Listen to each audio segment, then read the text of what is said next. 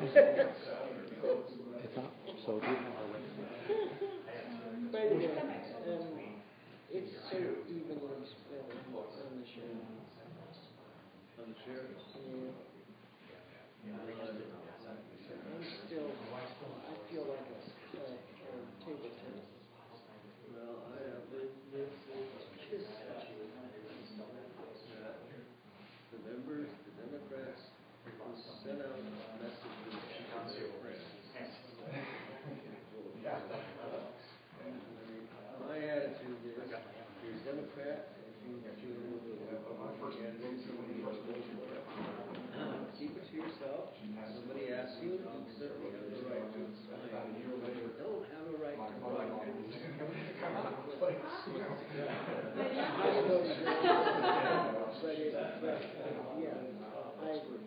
You don't have to broadcast. Well, just I was asked to put more time now.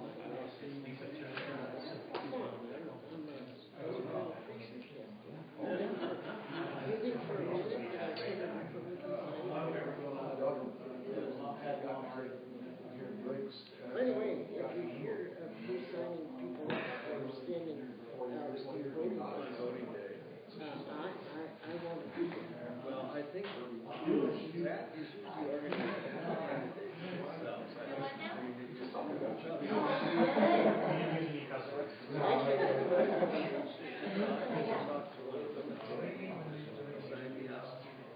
I think and Saturday. I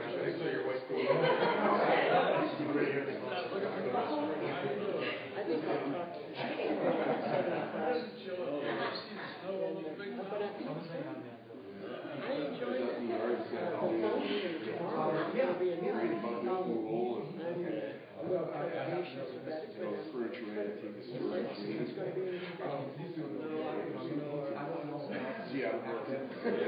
be Well, it's good to stay busy.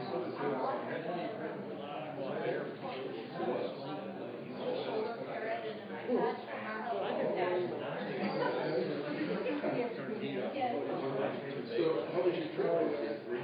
Yeah. I'm not impressed in general because they don't answer the question. All it is, you can see, it's so obvious that they won't get to a talk.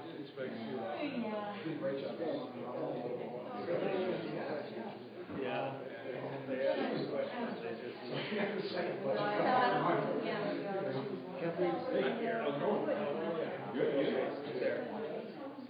she walked out that way. I'm reading the book for you. You know anything? How are you, Skip? Richard Miller.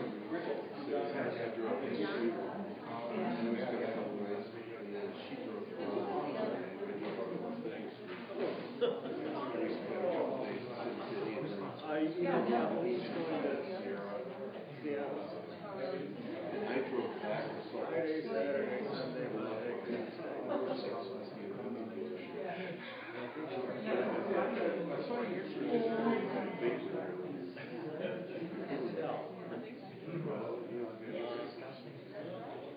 So anyway,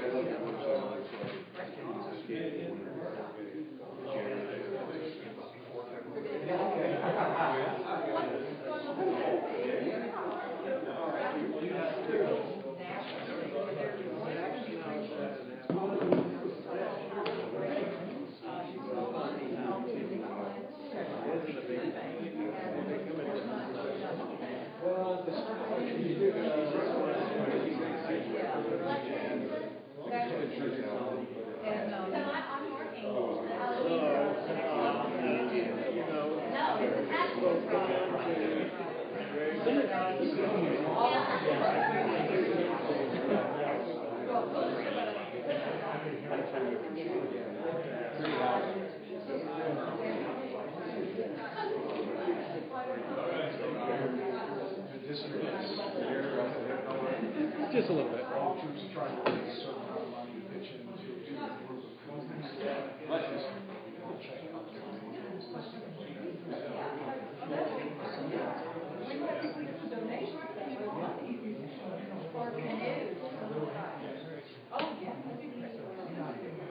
Yeah, this is a whole, yeah, I got it.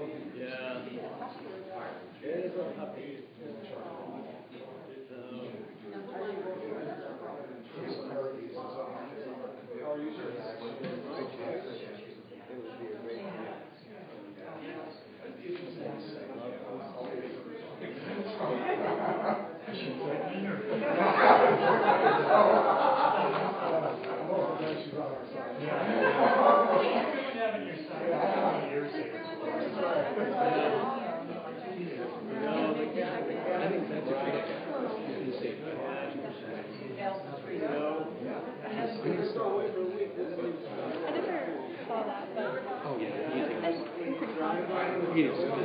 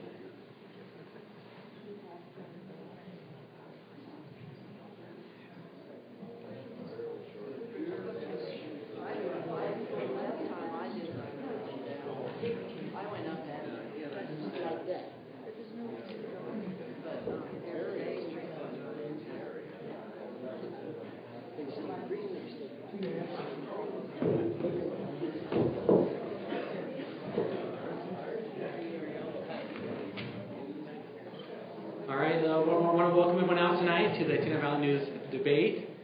Thank you all for coming out. We're excited to have you here, especially the candidates. I want to thank the candidates for making their time out of their schedule to come out here. I think this is their first ever debate, if I'm not mistaken. Right? So, my name is Scotty Anderson. I'm the publisher of the Tetonvalleynews. I'll be moderating this event. A couple quick things. This is going to be streaming live on the Tetonvalleynews website, and as well will be recorded after, so you can go after and watch the video again if you have such a great time. You can always see it again. A couple of things. Just remember to turn your cell phones off or turn them on vibrate. A couple of rules. We just want to show respect to the candidates, and so no clapping or cheering or catcalls if anyone's doing anything says something you love. We'll kind of as much as we can keep quiet in the audience. The way it's going to go is I'm going to be asking each of the candidates 2 questions, and then after the 2 and they'll be able to introduce themselves. I'll ask them 2 questions each, and then after that we're going to open it to the public. We want the questions to come from you as the public, and we'll kind of take it from that step. So we'll start with the introductions. Ralph, we'll start with you there on the end. Okay.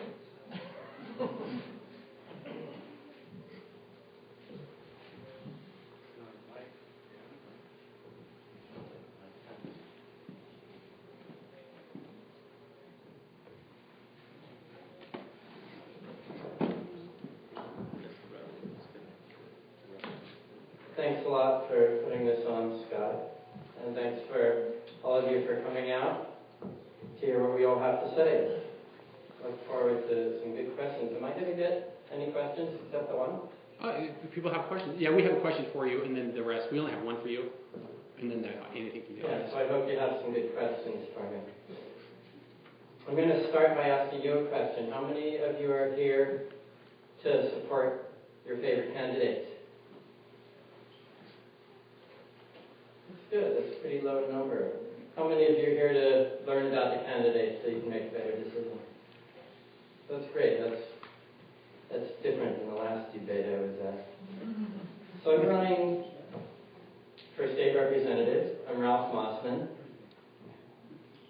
my third time actually running for this position. I'm running against Tom Lurcher, who has been in there for 24 out of the last 26 years. I live in Driggs. I'm currently a city councilman here, and I have a small glass business here. So I'm running for the position because I think that we've let our state government get out of balance. I think a lot of us here in this county get very focused on our county issues and don't really think about what's happening at the state level. And if you're interested in what the state is doing for education statewide, what they're doing for the economy, lots of other issues that really come down to us and affect us at the state level, taxes among them, there's lots of issues.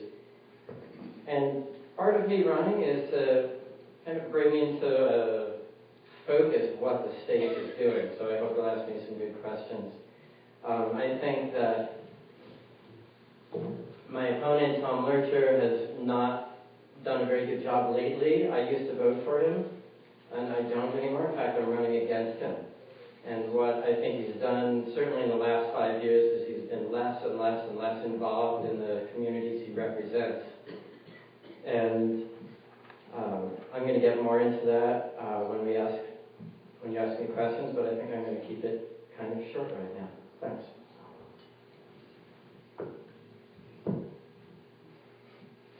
Yep, yeah, let's go down line.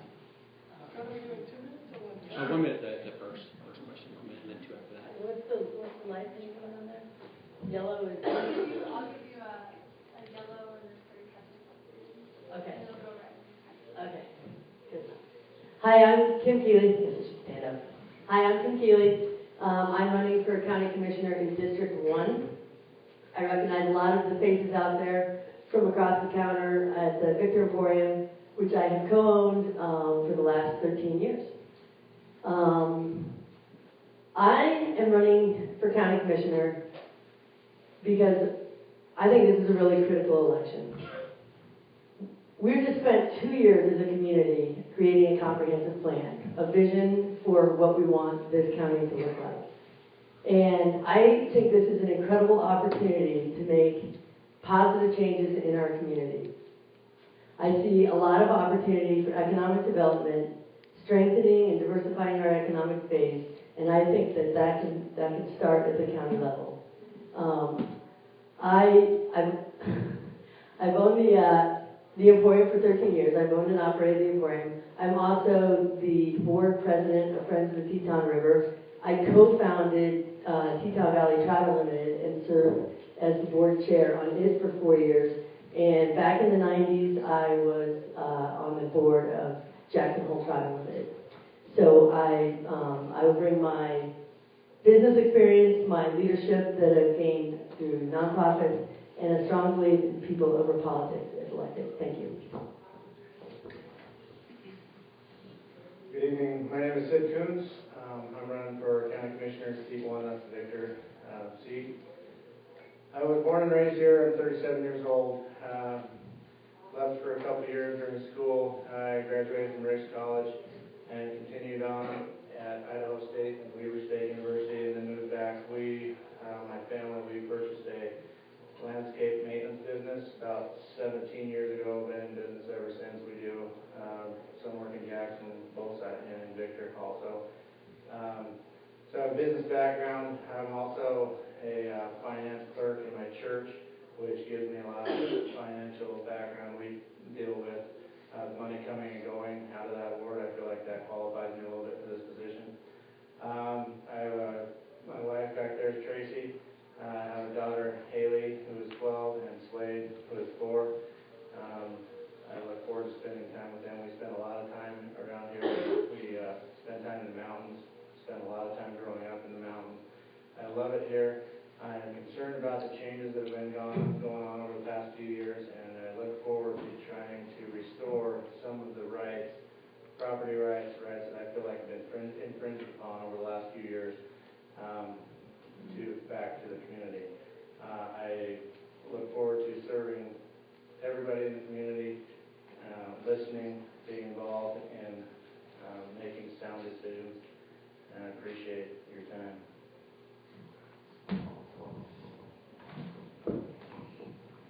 Kelly Park. I am the commissioner right now, District 3, and I'm running for the 4-year term. I'm married 23 years with my wife Becky, and I have a son that's a sophomore in college and a son that's a sophomore in high school.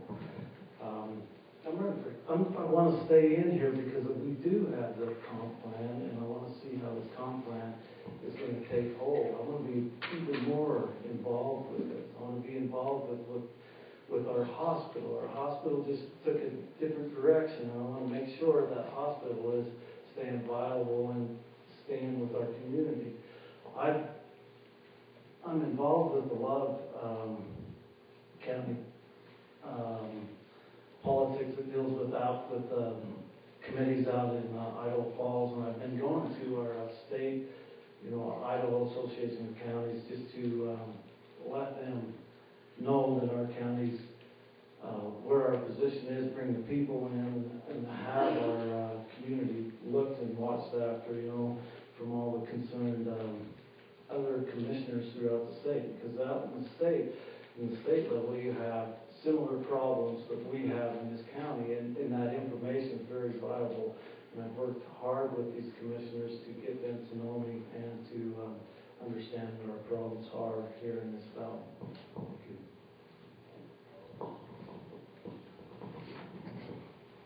Thanks for coming tonight. The fact that you're here shows that you understand that the future of Teton Valley depends on the quality of the leadership. My name is Sue Muncaster. I did not grow up here, but I grew up in a rural area, and I share your rural values.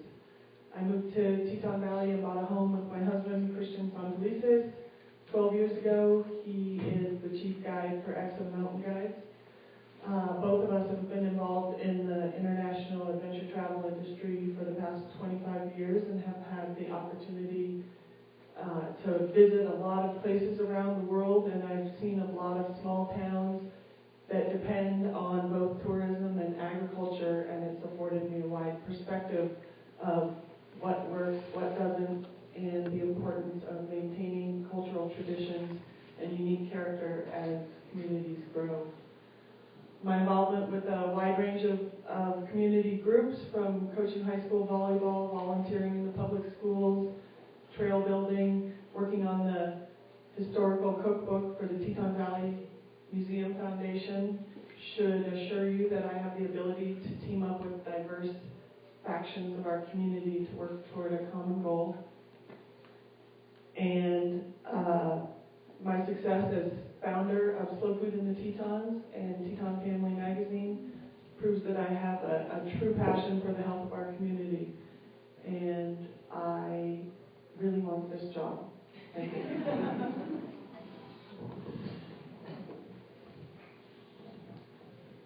Hi, I'm Winston Moss. I was born and grew up in this community, as were my parents. My parents were here before them. Lived here all my life except for about 20 years, and during that 20 years I lived in Jackson, Wyoming. I started my law enforcement career here. I worked here for 3 years when it was a two-man sheriff's office. Went to Jackson.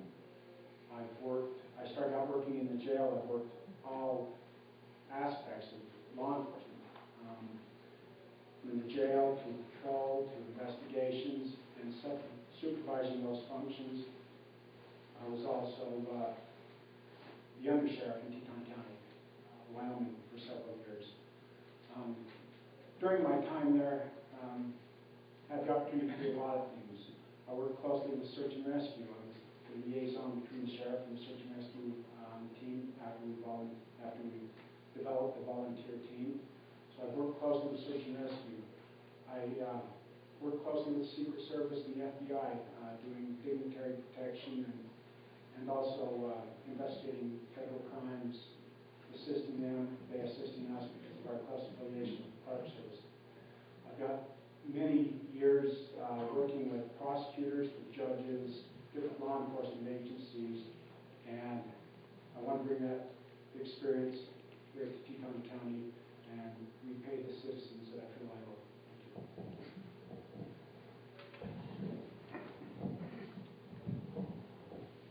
Hi, I'm Tony Rexford, current Sheriff, Teton County. All three lights were on. Time's up. That's it. Thank you.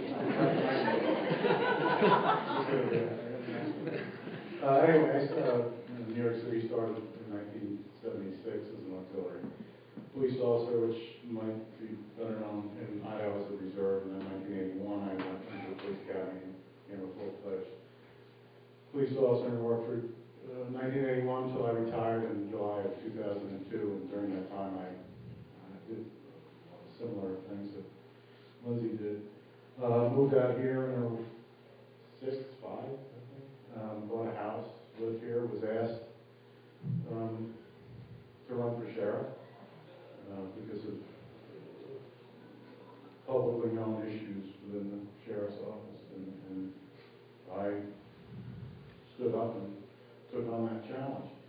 And I want to continue to work in the sheriff's office and continue to improve it, which I think we've done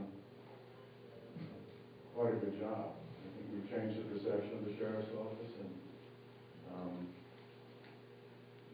I think the majority of the citizens are pretty happy because they're seeing a totally different attitude by the deputies, attitude I think by myself, and is that working, or am I actually on anything?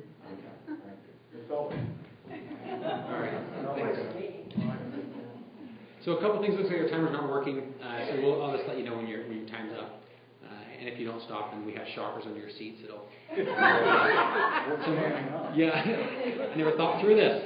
Did she give us a wave or something? Yeah, I'll give you a wave at 30 seconds. Yeah. So if you think she's really friendly, she's waving to let you know it's time's up. We do have some more seats up here. Yeah, you're welcome to come up here. I don't know why no one's taking these seats. Yeah, no one wants them. Okay, we'll move to the second part, which is the questions. Remind the candidates you have 2 minutes to answer the questions. And can anyone hear all right? Is it loud enough? You're all good? Perfect. All right, we'll start with Officer Lyford, Sheriff Lyford. Tony, in the past, you have mentioned you have done all the heavy lifting. What specifically have you done the last 4 years that have improved the office?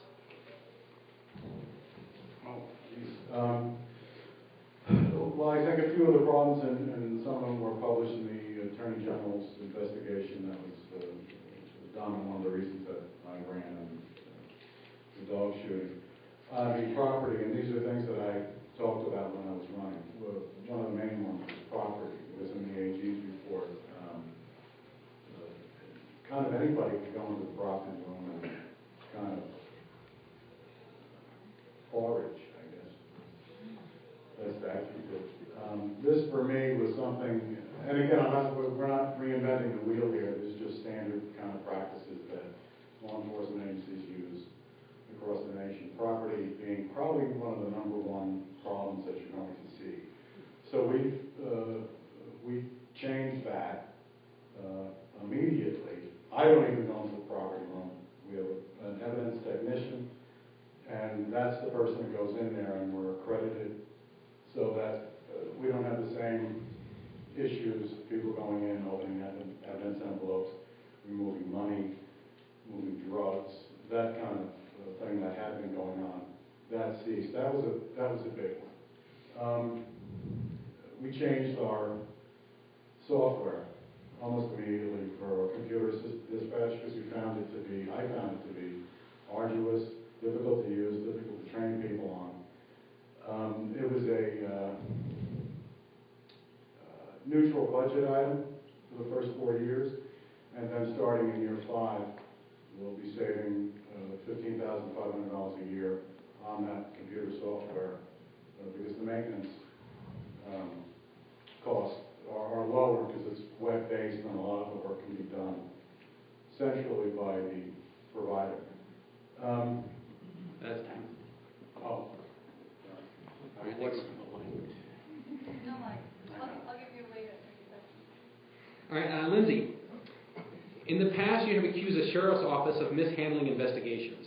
Specifically, how would you, as sheriff, do a better job?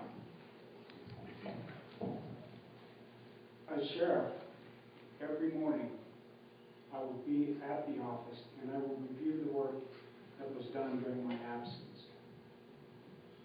By doing that, I will catch the mistakes, the errors, the problems that the deputies have run into with the calls they handled the previous night, and correct those problems, work on correcting those problems immediately.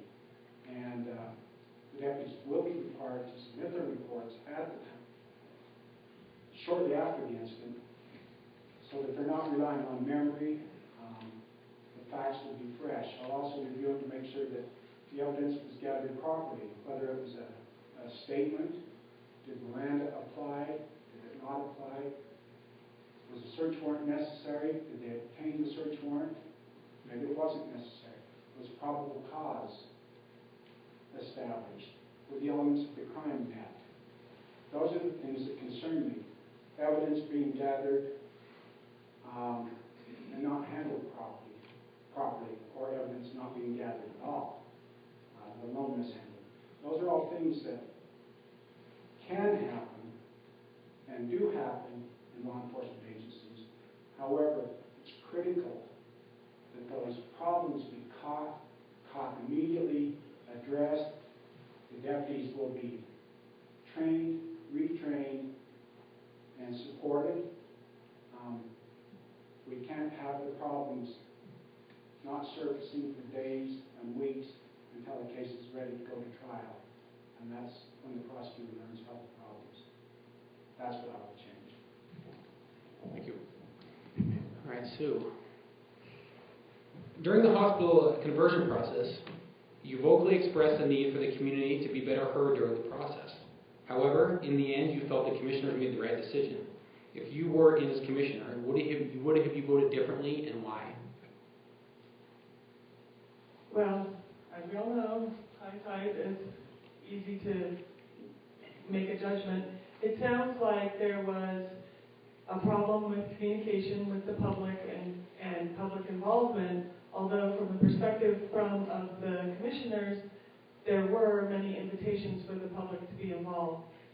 What I would like to do, and I used the example last night, the next big thing that's going to come up is this decision on the ambulance and the fire district and the new AMB contract, is what I really like is that two-way conversation with people where we get all the people who are involved, perhaps in the, I guess I'm just going to use the example of what I would do with the ambulance and the fire, is I would have some kind of public forum where I had the fire district chief, Brett Campbell, the head of the paramedics, somebody from the hospital, the commissioners, etc., and have more of a two-way conversation.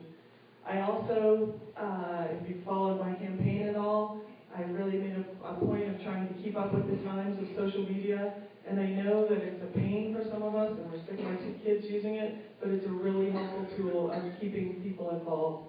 And I think a good public relations campaign to get people involved, and maybe we need to use the mail, we need to use the computer, we need to use the newspaper, we need to use all those things to help people keep updated on what's going on. Because in the end, what happened with the hospital is I believe it was a good decision for the hospital and the community, but without the employees being on board, it's a difficult and harder road to follow for the hospital to be successful. All right, Kelly? During the decision to convert the hospital to a nonprofit, you mentioned you wanted to hold off at least another month to further educate the public and gain more support. However, in the end, you voted for the conversion. Did you feel persuaded to vote unanimously, or did you truly believe in the conversion at that time? I felt that the conversion at that time was the right thing to do. I'm a businessman, and I want to keep that out of the taxpayer's pocket. You know, it's like we need to work with our hospital. We need to make sure our hospital maintains itself and runs as a business. We cannot always use the taxpayer as a crutch. We are not entitled to that. We need to look at ways ways of doing this as a business. We need to make it work. We need to make it work and make it so it's profitable for the community. The hospital is very valuable. We have the people in our hospital are why we are there. We go there because we have good communications with them, with the people at the hospital. They do an excellent job, but I voted the way I did because I wanted that away from the taxpayers' pocket. I think that's very important. We need to be responsible in all the departments, and we need to actually make it work for our community. Every business needs to work, and we can't use always the taxpayers as a crutch, to get us out of trouble. We need to be physically responsible for everybody in this community. All right, Sid. I don't know if my mic's working. All right, what are some of the key issues what are some of the key issues that set you apart from your opponent, Kim, and what are they specifically? I feel like some of the issues that Oh, sorry. No. It's for Kim. Someone corrected me the wrong way. So. You want her to Go on. Nope. Go ahead. Sorry. Okay. Some of the issues that differentiate me and Kim, we obviously have, I'll give you some similarities. We both have business backgrounds. That comes up a lot. I feel like we have similar backgrounds in, running the business, the finances, the decision making, the marketing, that. And we both have fairly successful businesses here in the valley. I don't see any difference in that. The main difference is, I feel like my goal as a county commissioner would be to cut spending.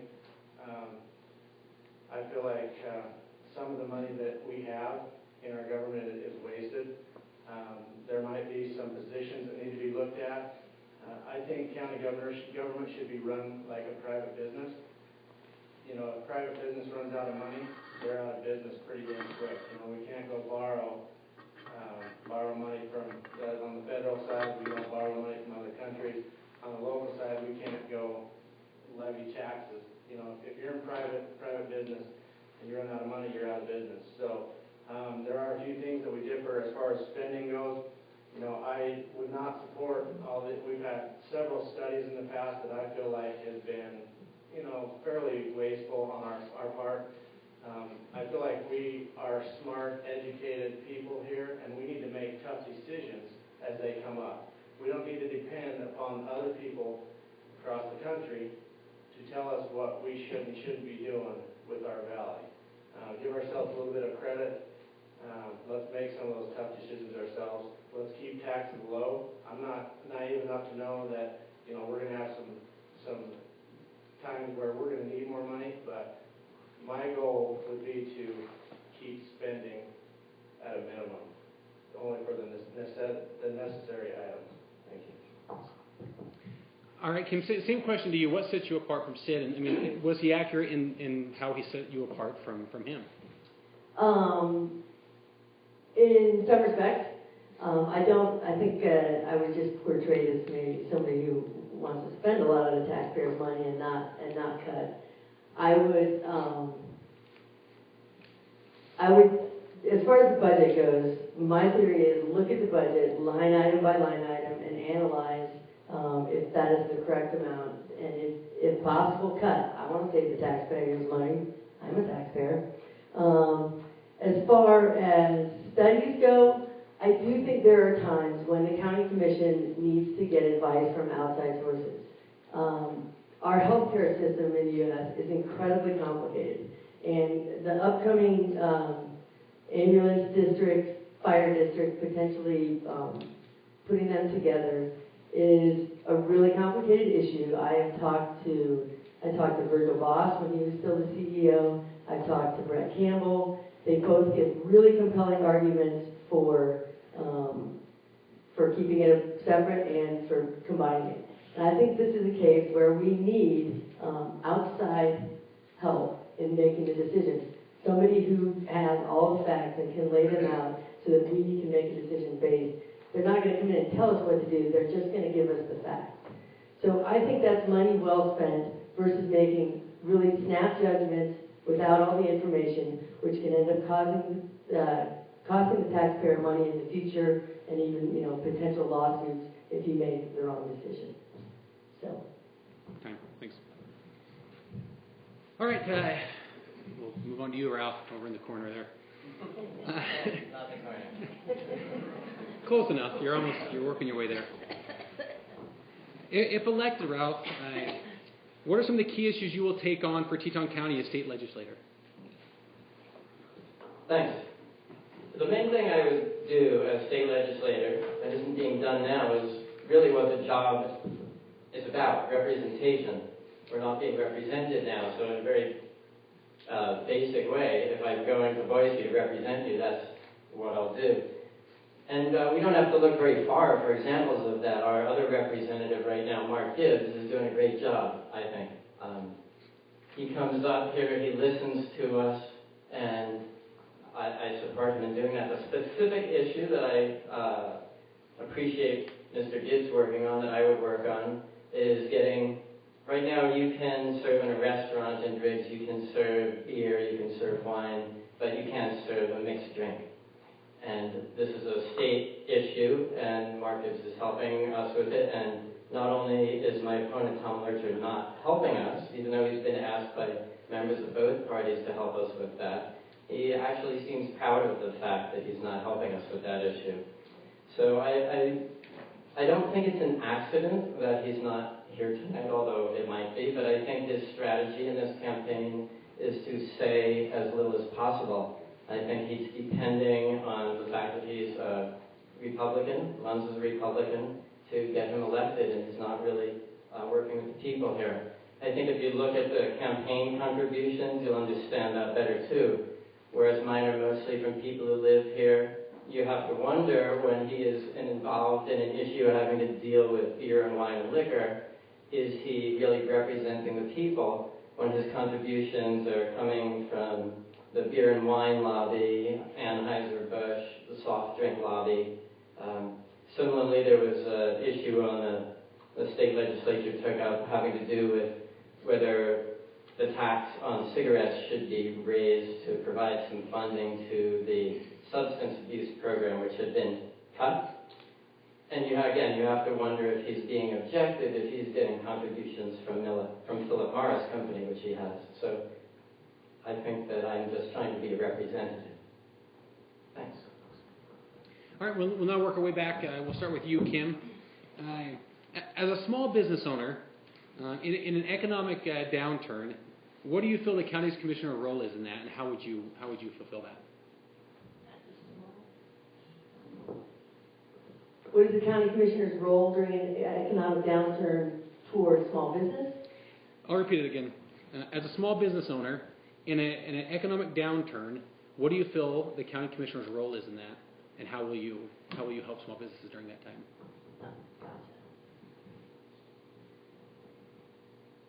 Well, as a small business owner, what I did during the last 4 years was take a careful look at my business, at what we were selling, and we made some pretty significant adjustments in what we did.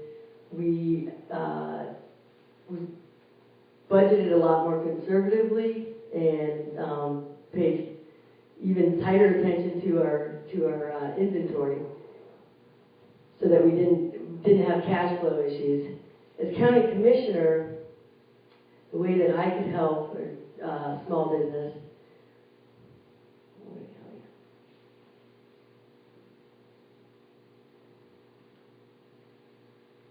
I guess the role would be to immediately start helping small business before we got into an economic downturn, and to do that, maintaining and improving infrastructure is an obvious place. The first thing when we started implementing the comprehensive plan, creating consistent, clear land use guidelines that will create an environment of predictability in our market will help bring new small businesses in, and more small businesses here will help support the small businesses that are already here. It's sort of counterintuitive. Sometimes people think, oh my gosh, I'm getting a competitor, but it actually creates a more healthy business environment. So, Time. time? Thanks. Oh, sorry.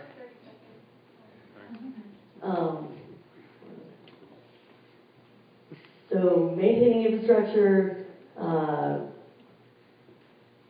clear land use guidelines that will help stabilize our economy, and I think that we should try to support a paid economic development director that would be not a county employee, employee of a nonprofit, perhaps the chamber, perhaps a different nonprofit, that would help market Teton Valley, would recruit new businesses, and would facilitate businesses that are starting up to get them through the process of all the permitting and that sort of stuff so that they can get their doors open quickly. Thanks. Sid, same question to you. As a small business owner in an economic downturn, what do you feel the county commissioner's role is to small business? Well, in our business, when things started going south, we had to take a good look at how we were managing the business. We tried to become more efficient, streamline the business as far as planning, getting more done in a day. We had maybe cut back on our staff a little bit. We worked a little bit harder and put in a few more hours during the day. As far as the county goes, I think we need to look at the regulations that are imposed upon putting new businesses to work in this county. It is imperative that when a business comes to us and wants to get into business here, we need to help them, not hinder them to get into business. If we make them go back and forth, cost them time, cost them months getting into business, it's costing them money and decreasing the chances of them being successful. When the governor was in town a couple months ago, the question was posed, how do we bring businesses to Idaho? He said, out of all the taxes, the regulations, whatever that businesses look at when they come to Idaho, it was the regulations that are being imposed upon those businesses to come here. So in my mind, we need to deregulate a little bit. We need to streamline the process, help people get into business as fast as possible, and support them. Yeah, you don't have to use all of your 2 minutes. All right, thank you. Well, you can share them with anyone else you want. All right, Kelly, for you. Kelly, with 2 years under your belt, is there anything that you didn't accomplish in your first term that you would like to your next term? What are they, and how will you do it? I'm very proud of the fact that in 1962 we've been fighting, trying to get Smith Canyon access open to a couple of properties, get into our forests. You know, that was an accomplishment because every time we switched commissioners, we would lose ground on that. I'd like to see more access to our national forests from our county lines. I am really excited about seeing how this comp plan's going. That's part of one of my things that that I would really follow, and I spend a lot of time.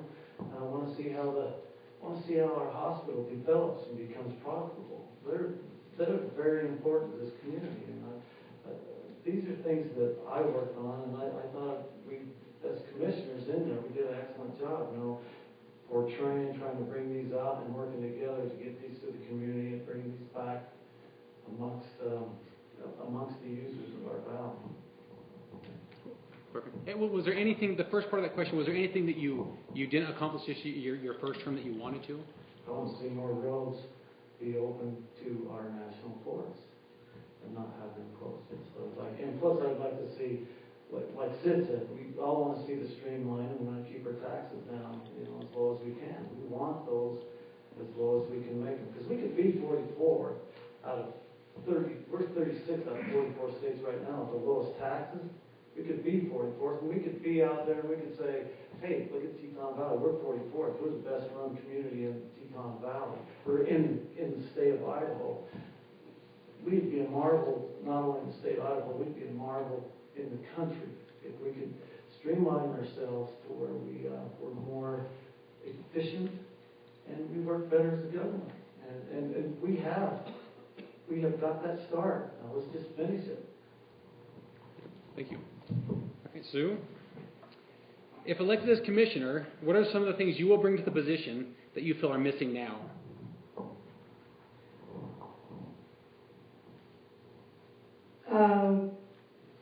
The first thing I bring to the commission is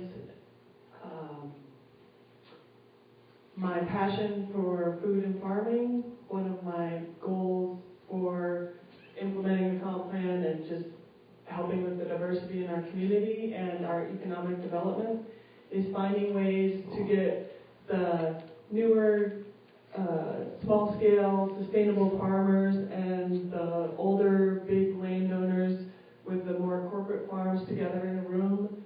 And my experience with slow food in the Tetons, I've been over to Italy 2 times to what they call the largest gathering of small-scale food producers in the world, and figure out ways that this community can capitalize on the global demand for good, clean food.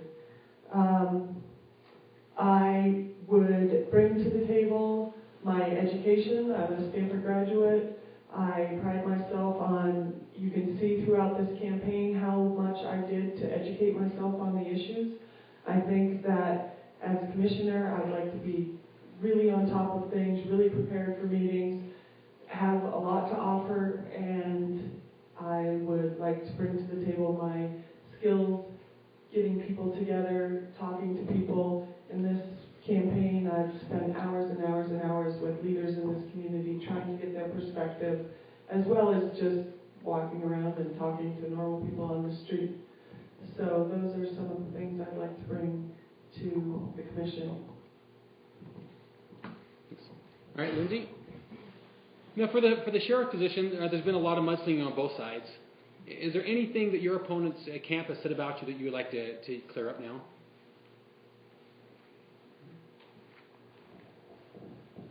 Some of the things he said about me, I had to Wikipedia to learn about. I didn't know what an apple polisher was. I learned that in some circles it would be like a teacher's pet. My mother was a school teacher, so now I understand it. But I'm going to take that as a compliment. During my career in law enforcement, I've had the opportunity and the requirement to work with a lot of people in a lot of different walks of life.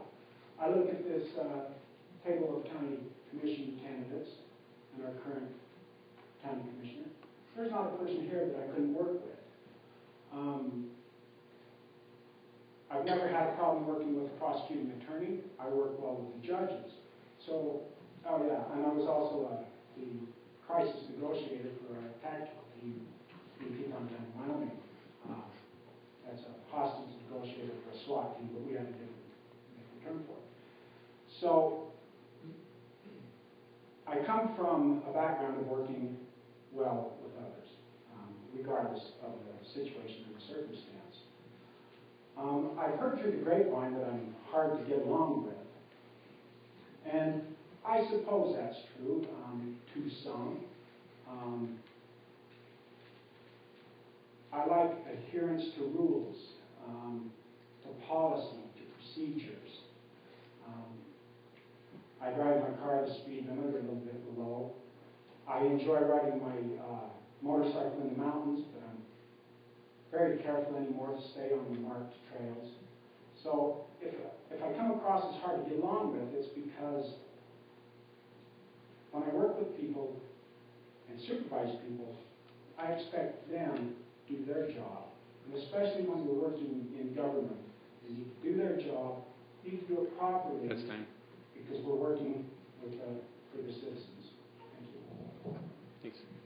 Thanks. Tony, same question to you. With mudslinging on both sides, what would you like to clear up? Anything that your opponents can't have said about you? I'll tell you, I have to apologize. If mudslinging is calling somebody an apple polisher, then I apologize for it. And the reason that came up was because the question had always been how the position that Mr. Moss holds was never existed before. It was never advertised and no one was the context of the apple polisher comment? Because I can't figure out, I mean, the county just hired a custodian who they advertised and interviewed for, yet this particular position was not. So I found that peculiar, to say the least. I don't have, 2 minutes doesn't even come close to the fallacious and scurrilous accusations and comments that have been made about the staff of, I'm open season, I get it, no biggie.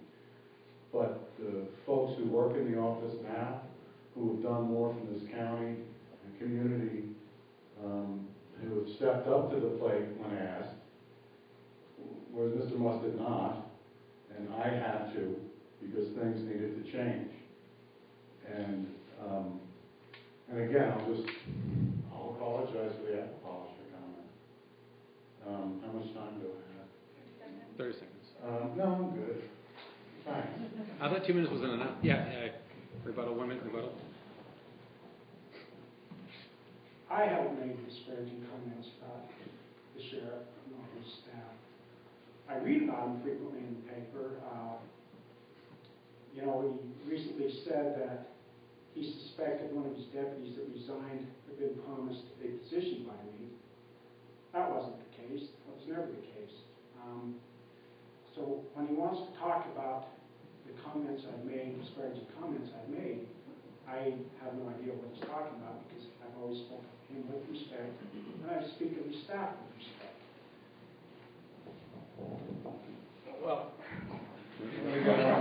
I don't want to turn this into a whole thing, but it has to do with pandering, political pandering to staff that I know were approached, and making, kind of enabling some absolutely lunatic behavior and bordering on criminal behavior in the overzealous attempt, regardless of whose reputation is besmirched, to win this elected position. That's it. You know, and I'll just reiterate that these comments that were occurring, and they were, the agenda was clear that it was politically motivated. And it's really as simple as that. And I mean, believe me, we want to sit here for an hour and go on. But I don't think anybody wants to do that. All right, thank you. Now we're going to move to the audience questions. If you have a question, just step up to the microphone. We can have a line of a few people. A couple rules of that. If you're affiliated with a party or anything, if you could say if you're affiliated with, like, you work for anyone up here or something, just mention that so we know. And just keep your questions short and direct, and direct them to an individual or to, you know, like the sheriff's office or commissioners, just so it's specific. So, yeah. Oh, just hop right behind Anna when we turn this mic on. Okay, I'm Kathleen Martin. I am a Democrat, but I'm a fiscal conservative, and I'm wondering where Sid and Kelly and whomever else has said that they're going to cut the budget. Knowing that the biggest budgets that we have in government are personnel, I'm wondering, are there particular personnel positions or numbers of personnel in particular departments that you think are overabundant and should be carefully looked at with an eye to cutting those positions? Absolutely. We're in an area that one time they said we were like 10,000 people. I still think we're down to 7,000 in this community with what has left here. When you grow a business, you know, properly, and as your business declines, you should drop employment through that business. You hate to, but you have to. And in government seems to want to grow without the decline. There are specific areas that we do need to look into. You know, I'm not going to tell you which ones. You've probably heard me say which ones before, but it's like, you know, we need to really watch how we build our government. Government doesn't need to go up all the time. It needs to flow with the economy. If our employment goes down, we need to, or if our citizens, if we lose our population, we need to follow that population. If it goes up, then we need to follow it that way. You know, and that's right from the community, right through to the sheriff's department, you know, right to our fire department, right, you know, right to our emergency services. All these we got to look at, and we got to look at them carefully. We got to watch how they fluctuate with the population. I will get specific on that. 4 or 5 years ago, we had several subdivisions, probably a week, being brought into the courthouse for approval. Planning and zoning at that point probably needed the employees and the staff that they do now. We don't have any subdivisions, to my knowledge, that are trying to be approved right now. If there is, there's not very many. I don't know what the planning and zoning staff does all the time. I'm sure they try to keep busy. One thing that came up last night that I would like to clear up, on one of my opinion, is on the vacation of these subdivisions. My opponents made it quite clear they thought that we weren't getting any tax advantage from the lots that everybody's trying to vacate. In my opinion, those lots that we're trying to vacate right now, in the long run, will make the county money. And in my opinion, it is the agenda of the people trying to vacate them is to vacate them and then not allow future development. Basically taking the property rights away from people. They're using it as getting rid of lots, extra lots that we have right now. There's an agenda to get rid of that so that in the future they can curb development and take the rights of the property owners away. I know I got off a little track there, but I think the planning and zoning definitely needs to be looked at and make sure that the dollars that we spend as a county are well spent there. Thank you. Sue or Kim, do you want to take a stab at it? Sure. Say the question one more time, Stan. Or no, Kathleen has. Fiscally conservative. Okay. One thing I take issue on is both Sid and Kelly in the last couple of days have said that they want to cut taxes, make us the lowest tax paying in the state, etc. And I believe that in fiscal conservancy as well, but I also believe that a good way, we're all saying that we want to run the county as a business, there are also things that we need to invest in. We need to invest in economic development. We need to invest in our infrastructure. We need to invest in the training of our people. We need to invest in implementing the comprehensive plan. So I'm afraid when someone says that they want to run the county like a business, and then they say they just want to cut employees, cut taxes, cut investment, cut everything. I don't know how that's an investment in our future. I think the comprehensive plan, implementing it and showing investors that we intend to implement the vision of the community is key to inviting investment. And when we talk about the budget, my goal is to bring in new business and residential growth so we have more money in the budget. So I think worrying, of course, if the property values keep going down, et cetera, we are going to have to make some cuts. But we also could be making some investments in attracting new development here. And I think that the comprehensive plan and implementing a business plan, which that is key to that. We'll have Kim go real fast on that.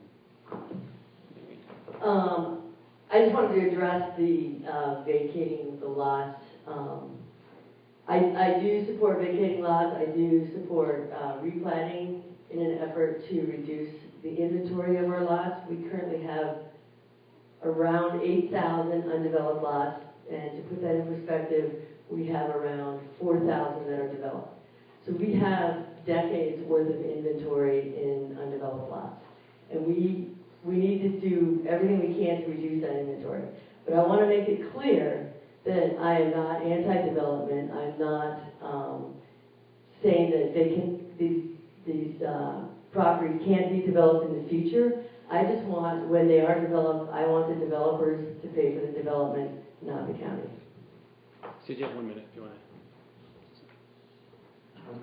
not like 100%, but I have never said that we need to cut taxes, okay? I haven't said that we need to cut taxes. What I say is we need to spend the money that we have wisely. I've never said we need to cut the taxes. Okay? What? What? I thought, I was pretty clear, you said that you wanted to do as much as you could to cut taxes. I'm not trying to cut taxes. If I said that, I don't mean to cut taxes. I mean to spend wisely. Okay? I don't think we need to cut taxes. What I said is we need to spend our money wisely. We need to take a look at the budget, the overall, the employees, make sure our county is running efficiently. We need to take into account the respect that the landowners need. I'm talking from the bottom to the top. I'm not talking the large landowners. I'm not talking the house. I'm talking everybody in this valley.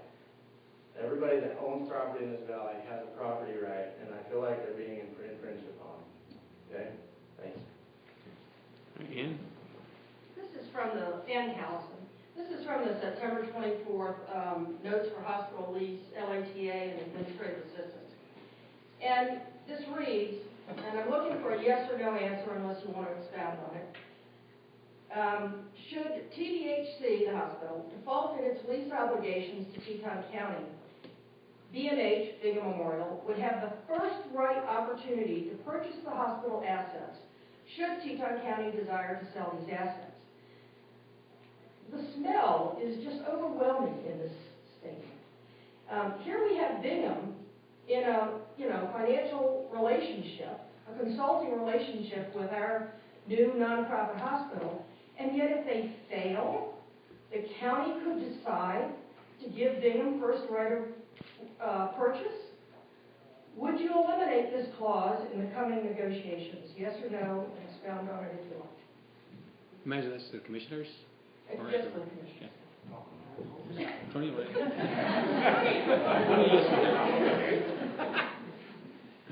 Yes.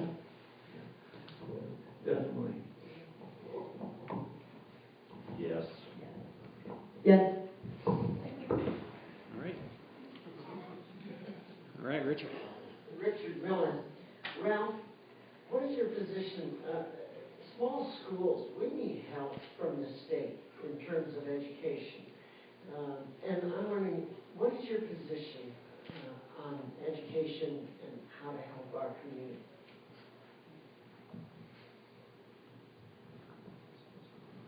Yeah, thanks, Richard. That was a good question, because the state is really responsible. One of the main duties of the state government is to take care of education, to handle education, and that's what we see happening right now with these three propositions. That's a state thing. In the last few years, the funding that the state has given to education has just gone down and down and down. Part of that was because of the recession, but in this past session, when they had an extra $35 million, instead of putting that back into education, they gave that $35 million back to the highest tax bracket. So they lowered the taxes on the wealthiest people instead of turning that back into education. I certainly would not have done that. There's also a move towards more privatization of education. And I think that in small schools or small school districts like we have here, that doesn't really work very well. I don't know how many of you remember, but what's now the community school tried to set up a charter school. And that is a state-run private, or not state-run private, but that's a state-run school that's an alternative to the public school. And in doing that, they decided that it wasn't really the best thing for education in the valley, that creating a charter school in a small community like this would actually draw resources away from what we already had. So we are being used in this, the state of Idaho is kind of being used in the educational reform movement as a model of the way we could go for the rest of the country, but we're different. We have school systems, we have schools in Idaho that have 6 students. You know, this is very different from a school in New York City that has thousands, and they can afford to have a school just for performing arts or a special school for math and science. We don't have those options. We have to work together with the school board and the teachers and the administrators, work together as a community. Do you have a taser? Yep, go ahead. My name is John Ward. I'm here and a little concerned about road and bridge, the finances that we have for maintaining our roads in the Teton Valley. This past election, we passed a levy of $1 million to help upgrade the roads, which I voted for because I feel there's some definite needs in repairs of our roads, because silica, if everybody knows what silica does to lungs, you don't want to live next to a road that has a lot of silica dust, which all our roads do. The question I have for the panel, the group, is we voted for $1 million to upgrade the roads. All of a sudden I see repairs going on to bike paths. Repairs going on to bike paths that have nothing to do with the roads. They're not public access. The only access to them is the people that are on bikes, which is why I support bikes. I think it's great. Where are these funds coming from? Are they going to continue to take from the $1 million that we voted to upgrade our roads? So what's the To question? repair the bikes paths? That's the question. We are using money right now out of $1 million to repair our bike paths. You know, our bikers use the snow machine trails. They use our mountain trails, which is great. Can we break it down to a digestible question form? Okay. They can answer. I guess I'd like to get your take on this. the question I ask is, why are we using money that was elected, voted on, to repair our roads, repair our bike paths? John, on that, on the bike path, on that, when we passed that, that was the 3% went to trails and pathways. And so, $60,000 went, I believe it was $60,000 went. 93,000. Was it 93, Mary? I thought it was 60.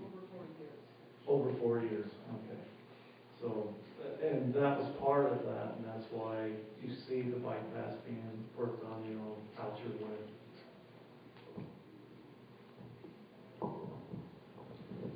I can understand your frustration, and certainly the roads that we need for our businesses and our farms are incredibly important. I like to look at the bike paths from a different perspective of an amenity that's drawing business and residential growth here. And again, when we talk about the budget of the county, another way to look at it is how we can get people to move here, move their businesses here. Then we have more money to repair the things that we need to repair. That being said, so I do think that the paths they serve an important purpose. I know it's frustrating for people to see them when they don't use them, or perhaps it's not one of their priorities, but it is a huge priority for a lot of people who have come here. As far as new things that get built, I mean, in the comprehensive plan, it does talk about new pathways, new, rec center, things like that. I think it's essential that all of those things, if we get grant monies or private funds to do those, that we know that we have the income in the county to be able to maintain them. So we don't just build a bike path and then don't have the money to maintain it.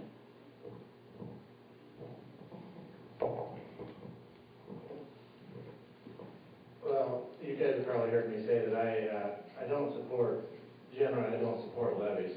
I think that we are over levied. Like I said, when private business needs money, they either go out of business or the levies, I feel, it was a road levy and there was some bike path in there. Should the bike path let money have been in that? No, I don't agree with that. I think special interest groups or a minority of the people, if they want their bike path, I mean, there's grant money flowing around. The bike paths, if the bike paths need to be put in, they put in by grant money, but they shouldn't be expected to be maintained by, if the county if that's the case. They should have looked at that in the first place. If there wasn't money to maintain them, we should have hung on until there was money to maintain. I don't think we should be building stuff that doesn't pay for itself, that doesn't maintain itself. That's not efficient government. It's overstepping bounds. Like I said, I don't mind bikers wanting their bike path. I support, growing tourism here. I'm not against, stuff like that. But what I do, I want things to be able to pay for themselves and be maintained. If they don't maintain themselves, I think we need to take a serious look at it. Let's have Kim answer this, and then you have a question.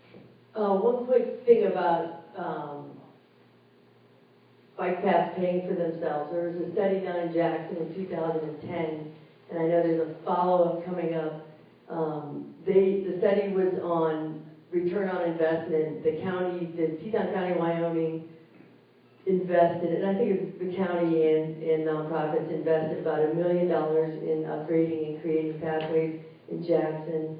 And this study determined that in 2010, bikers, local bikers and people, destination bikers that came to Jackson because of their amazing new trail system generated $18 million in revenue for Teton County, Wyoming. So that sounds like paying for the investment.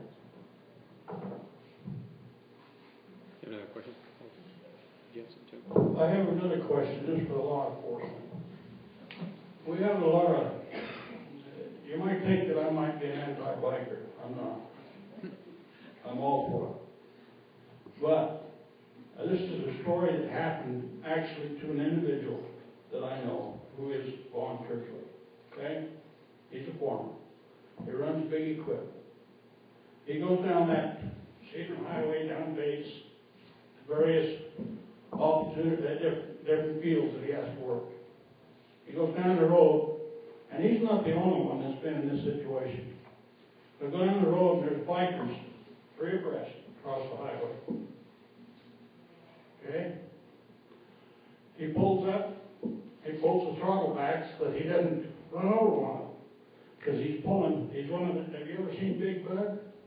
Big Bud's a big tractor, big white tractor with dualies. And he's pulling a 40-foot disc behind him. Okay? He goes up there and he waits and waits and waits and waits for these guys to move over the side. Okay? They don't do it. They don't move over the side. So he's sitting there thinking, well, I'm just losing dollars at the yin-yang here because I can't get out there and work my field. So what's he do? And I can't support what he did, but he hit the throttle. And he went on around them guys. You just turned your friend in, The issue that I'm trying to say here is somebody's going to get hurt. We got bikers. My wife almost hit one down on 6,000 South. The attitude of some of our bikers that are coming from out of state, or wherever you want to say it, are not very nice. So is your question, what are they going to do about the bikers? Yes. What can we do about it? There's no yield signs on the bike path. It used to be. And nobody's paying any attention. People are going to get run over. What is the law enforcement going to do?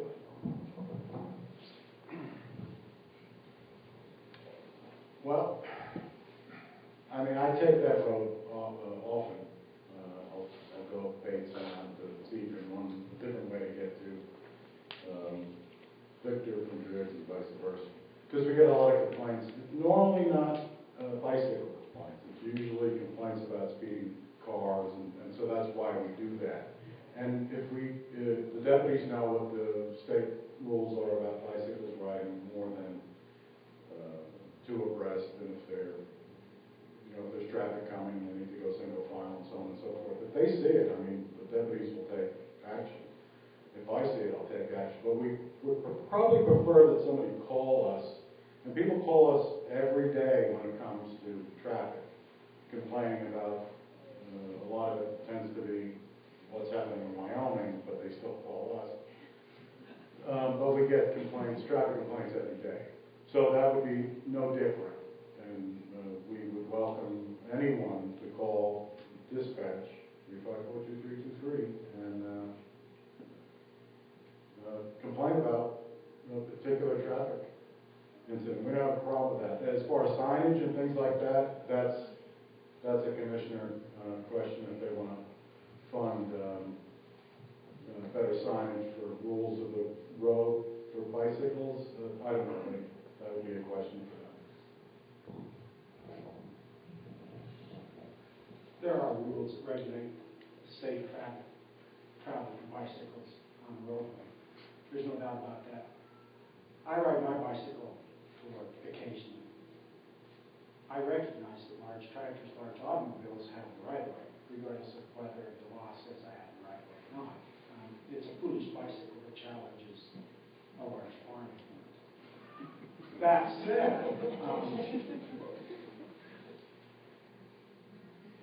it's a problem in every community, and law enforcement needs to pay attention, contact bicyclists when they're violating the law, and there are some that flagrantly violate the law, and there are those that do their best to comply with the law, just like any motorist. Those that are violating the law, especially flagrantly violating the law, need a ticket, and I support that 100%. So for the record, you guys don't support speeding up and taking them out like we said. I just want to clarify. I didn't know if I can speed up or.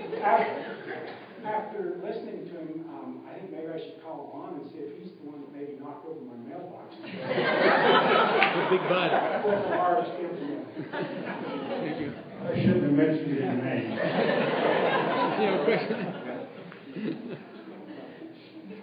I am Bruce Mason, and this question, I guess, is for Mr. Mawson. As state representative, your constituents will include a substantial number of adults and children with mental illnesses of varying degrees. And as you know, the state has saved, or maybe just temporarily switched over to another place, a lot of money recently with budget cuts in that area, taking out proactive programs, rehabilitation and so forth, and maybe just saved a few cents at that end and shifted it down to the other end of the table there, maybe to the sheriff's office and the courts and jails. And so I'm wondering, what are your feelings about those budget cuts? And do you continue supporting at the state level? Yeah, thanks for that question. The budget cuts are budget cuts to Medicare and other programs, Medicaid, and other programs that would have served the community of people who need it, mentally challenged, people with mental conditions that make it hard for them to function in society. And it's a shifting of priorities and expenses. So it seems at the outset like it's reducing the budget. And there's two problems. One, you can't take an organization in this state which is caring for the people who need it, and they're already functioning at a very low level, and charge them and give them less money and expect to do them a better job. The other problem is right now the number of mentally ill people in Idaho prisons is going through the roof, and it costs much, much more money to treat somebody with mental illness.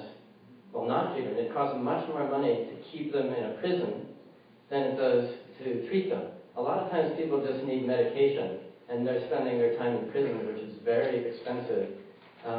So it looks like they're reducing the budget, but actually it's just transferring the cost, and it's raising the long-term budget. It's very bad for the state budget in the long run. It's very bad for the communities because we're incarcerating people who really can just need help. And I'm not trying to be cynical here, but a large contributor to legislators' campaigns is the private prison industry.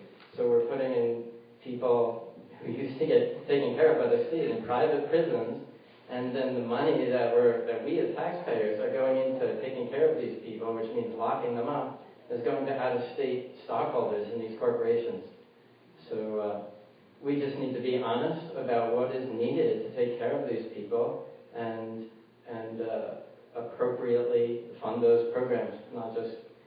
without thinking about the consequences. Thanks for the question.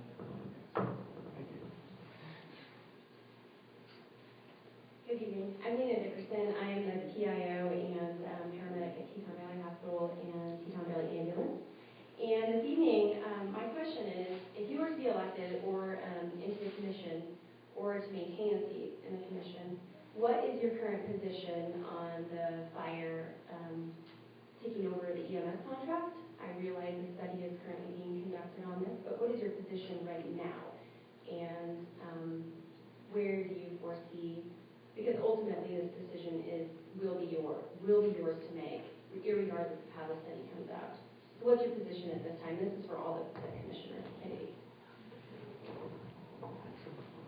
I would like to see, I do not want to see the fire district take over our ambulance district. I think our ambulance district is top notch, and I'm impressed with all our people in the ambulance emergency services. I think we need to look at how our money's spent with our emergency services and watch after these people. I mean, I'd love to go into the hospital and have an ambulance service guy work on me. I think that's really impressive. I also would not agree with merging the two right now. I was talking to Lena earlier today, and I said this last night before the debate, so it's not just from what I was talking to you. I do agree that the EMTs, it is very important that they get the hands-on training every day. She said yesterday they had 10 calls. I think there were no calls, but she actually had 10 interactions with patients yesterday. If we merge those 10 interactions with those patients are going to be gone. Her expertise, hands-on care is going to, it's going to go down. So I'm not in favor of merging those two functions.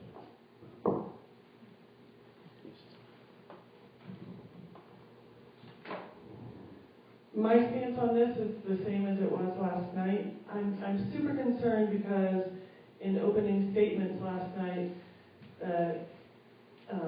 Sid particularly said that he was talking about some of the open public forums that we have, and that he feels like the commissioners' minds are made up, so why do we bother having these things happen? And the fact is, we may not agree, but the fact is that the ambulance contract comes up every 5 years, is my understanding. And if we as commissioners went in there saying, or any government officials, imagine some kind of a concession in Grand Teton National Park. Those come up, people have the opportunity to bid on them, and a public official, I think it's unethical to go into that meeting and say, my mind's already made up. As Kim said, there are really compelling arguments for both. And as I said last night, my top priority is community safety. I think second to that would be saving money. But I'm not going to make up my mind until I get all the information, we get the study back, we do a forum where the public has a chance to ask questions and give comments and have a two-way discussion with the fire, ambulance, hospital, and commissioner personnel, and then I'll make up my mind.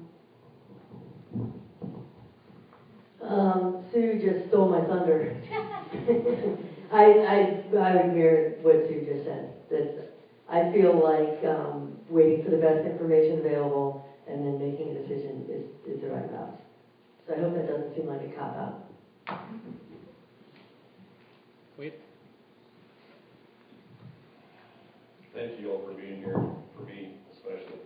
Last night, my question is going to be directed towards Sue and Kim. Last night you guys made a comment about trails.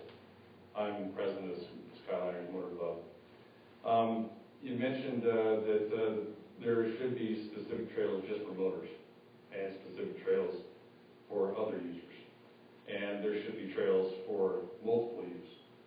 So if that's the case, how and what trails do you, either one of you, have in mind to become pure motors, and how do you propose to enforce keeping bikes and hikers and equestrian off there? I mean, I don't understand it because the motor users are always the first ones to get the boot. But we contribute huge amounts of money to maintain would say I don't have any specific trails in mind. I think the way to figure that out would be to get all the varied user groups together, and I don't know that it's an immediate concern right now. The idea is that if there starts to be more conflict between users, then you start looking at designated trails more individually. But I don't have any trails in mind right now. So that would be my answer.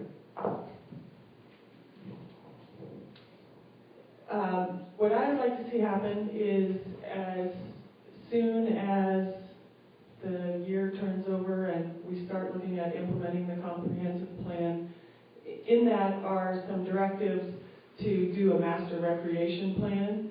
And as Kim said, that would involve a lot of stakeholders and perhaps sit down. I don't think I should be the one who decides that the Aspen Trail is my favorite trail and it should be open to this and closed to that.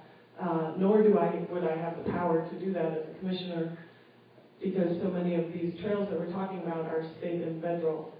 But I think as a community we could come together and start hammering out some compromises, because it is going to take some compromises. I think it's what I said last night. I think it would be a real economic disaster if we opened every trail to everything, because I think that it is important, and not just economic, I think it's for quality of life. You know, there are certain user groups that like to have the quiet and others that don't care. And then the ultimate goal would be, when we have the money and we have it figured out, that we do have what they call for this wayfinding signage, where there would be a good map that would say, maybe in colors, that this is ideal for horseback riding, this is ideal for walking, this is a multi-use trail. And then or people know, that if they want quiet, they should go to these 3 or 4 places. And if they don't care and they love that to mountain bike that trail, they know that there's going to be dirt bikers on it. And that's sort of how it's happening now. But, many of the trails are being closed by the Forest Service, and it's because of other reasons, or erosion, wildlife, whatever. It's not something that a commissioner is going to have direct control over. I'm glad you ended on that comment, because that's what I wanted to come back up here and say, is that, believe it or not, even though the Forest Service has a lot of power to close trails and restrict certain uses on those trails, county commissioners carry a huge stick with the local forest district in order to encourage and be a voice in the process of creating those trails and maintaining the access for particular users. So Skyliners Club can't do squat unless I have a government entity standing behind me to be the voice to the forest district. So commissioners, you really do. You really do have a big stick to carry, and they do pay attention to your comments. Thank you. I guess just what I'd like to say to that is, but it still is, I should be representing the entire community, so there should be some kind of community effort in putting together what I would present to the forest, not that I happen to be a dirt biker and this is what I think. Everybody knows where I stand with the open trail systems, and I feel that if we're going to have the multiple use, will take care of that issue, as far as people, walkers, hikers, bikers, everybody know everybody beyond this. Let's start respecting everybody that is there, and they'll slow down and they'll pay attention. If on the finance part, maybe we should start putting tags on bicycles and having them up there. If that would help on the finance part to keep these open. We need to really look at different ways of maintaining these trails, and we can't always ask one specific group to take care of that. Now we have fat bikes that want to be on the snowmobile trails, and it's like we need to find a system that works for everybody, and we need to talk to the people to find out what's fair. Is it just one group needs to pay, or do the registration, do all the folks have to pay if they're on that trail? Okay, we have time for a couple more questions. We'll move on to the final.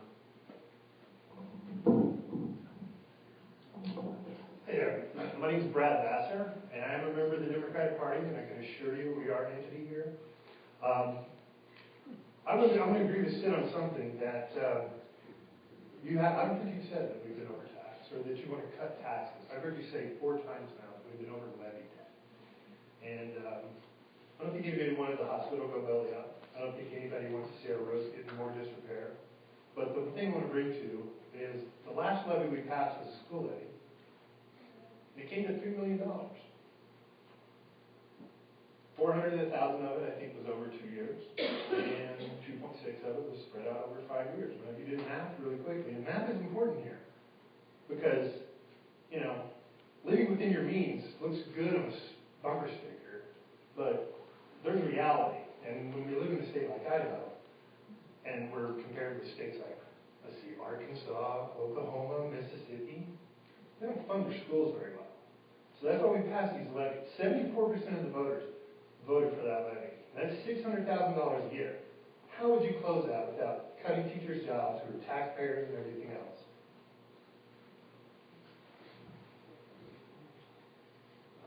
Reed is the Democratic Party, like what entity was that? Did that? Did you want me to answer that? No, that wasn't the question. Okay. You know, this levy thing, I just feel, as far as cutting teacher salaries, I don't think the commissioners have anything to do with that. No. I'm definitely not cutting teacher salaries. And education is an important part of, you know, the kind of community we live in. I fully support people. I support the kids of this country, or this county. I have been actively involved in youth sports. I totally support the youth. I just feel like every time that we have a tough situation come up, and you know, that's our answer, is to go, let's throw out a levy. And it's commonplace. I mean, yeah, if somebody wants to throw out a levy, it does get passed here. It just does. What I'm saying is we need to be fiscally sound in our decision making. There is spending that we can cut. If you don't agree with that, then there is wasteful spending in this county. That's my main objective as far as me being not my main objective, but I think this county needs to be run a little bit more efficient. And did I answer your question? Not really. I don't understand how we're over levied if we come up short. I mean, where are we going to get that from? Where do you go when you're in your personal finances or in your business if you run out of money? What happens? I don't think that applies to government and the education of my daughter. I mean, our kids will go to high school together, but we are underfunded from our state, and 74% of the voters that went and voted for that levy thinks that we're coming up short. So I just don't understand how we're going to live within our means without levies. I mean, are you going to argue against these levies and let the hospital go belly up and let the roads go into disrepair and let the schools not be able to fund? I've been in full support of education and what goes on in this county. Monty Wilson, I think, does a good job. I guess if I had to answer that question, as far as education goes, if a levy is absolutely necessary to keep things going on education, I would support education.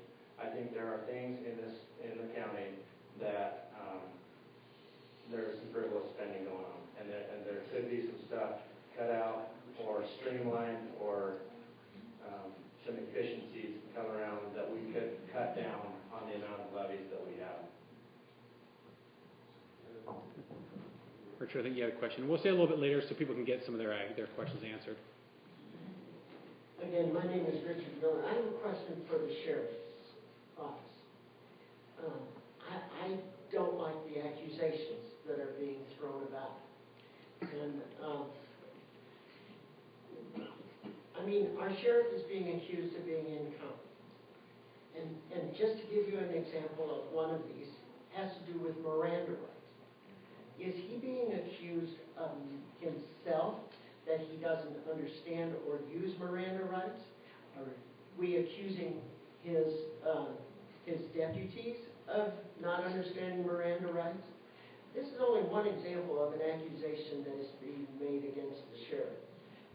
I want the sheriff, though, also to answer this question, not just Mr. Moss, because if you are accused of not using the Miranda rights, what's your response to that? Absolutely, I'm not accusing the sheriff of not using Miranda rights, not being aware of what's required in an investigation. I'm not accusing him of improper searches, seizures. I'm not accusing the sheriff of any of those things. Where I differ from him is oftentimes our law enforcement staff is inexperienced. We have guys driving patrol cars that haven't been to the Post Basic Academy. They haven't been trained. That's not terribly uncommon. It happens, especially in smaller departments. Where I differ with the sheriff and his administrative style is I believe it is his responsibility to closely oversee the actions of those deputies so that if Miranda isn't used properly or if there's a search that's done improperly, the sheriff should be the first one to see that and the first one to address it. Now, in a large department, you will have layers of administrative people to do that. But in a department of this size, we don't have that. We don't have, I mean, we may have people with the title of sergeant, with the title of captain, with the title of whatever, but if they don't have the experience to critically review these investigations immediately, then that would be the sheriff's responsibility to do that.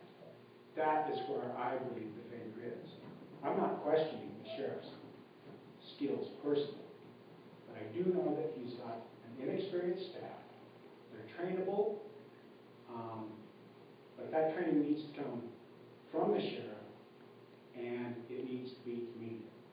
Supported by others, supported by the prosecuting attorney, supported by other people with experience that can help train. I know there's numerous attorneys in the community that have offered to help teach these issues. Their help has gone unrequested. That, in a nutshell, is the big difference between his administration and ours. Well, that offers news to me, never heard that. I mean, that's something we did in New York. We had defense attorneys coming in, we did courtroom threat and everything. Miranda is very dynamic, and if the prosecutor's office disagrees, or defense, obviously, that's kind of what they do all the time. They always throw out certain motions that Miranda wasn't properly done, so on and so forth. It's SOP. That's what you do if you're with defense attorneys. You clog up the system with motions. I'll give you an example where, and I think this is one of the ones that Lindsay might be talking about. Deputy, non-uniform, unmarked vehicle, in another county, interviewed a gentleman, told him he was free to leave at any time, didn't Mirandize him, got some statements that were compelling. And I spoke to Kathy about this, and I disagreed with her. I said that this particular instance, this should have been fought, argued in front of a judge, and the judge would make a decision whether those statements were admissible or inadmissible. I didn't think it was the prosecutor's position to make that determination because it's dynamic. It's not cut and dry all the time. Miranda moves around. So I'm not seeing, and one has to buy into this theory that the guys aren't using Miranda correctly, or search and seizure, or so on and so forth. And the fact that some of them are out, first of all, they don't go out alone without first FTO, field training, with a certified deputy. This is Idaho. We don't have an academy. The academy's in Boise.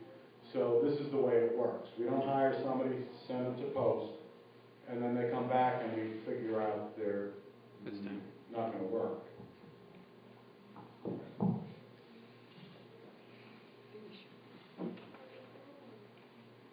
You- Let him So- finish exactly, Okay. answer his thought, finish Okay. the You thought. want to take another minute? I And then we have a question. And it's, and again, this is not something that I've come up with, this is the way that Idaho works. You very rarely, sheriff's offices hire somebody who's already certified. If you're lucky enough, if you have an ad out, you're looking for people and somebody shows up and is certified, that's great, but it's rare. So, yeah, that's. Okay. That's a good one. And the sheriff makes my point. We have inexperienced people. It takes a while to get them the training and the experience they need. That's why someone with 25 years of experience needs to be watching them closely, training them, correcting them, working with the prosecutor's office. The prosecutor's office are the attorneys. They're the ones that approach the court. Their opinions should be respected. Question for him? Thank you. My name is Farron Evans, and I am a card-carrying fence sitter. My question is to both sheriff candidates. I'm a defense attorney here in town, so I get a lot of questions about the animosity between the sheriff's office and the prosecutor's office, or I guess the not getting along. And so I've had multiple people ask me, and so I said I would ask a question tonight. Mr. Moss, I know that you work for the prosecutor's office right now. There's nobody running for prosecutor, so obviously that prosecutor's going to be the same. Sheriff Lyford, I know that the prosecutor will be the same. My question is this. What policies and procedures will you use if you're elected, number one, to get along with the prosecutor's office, or Mr. Moss, you have not gotten along, and what will you do to make sure that those two entities can get along and provide justice for the county?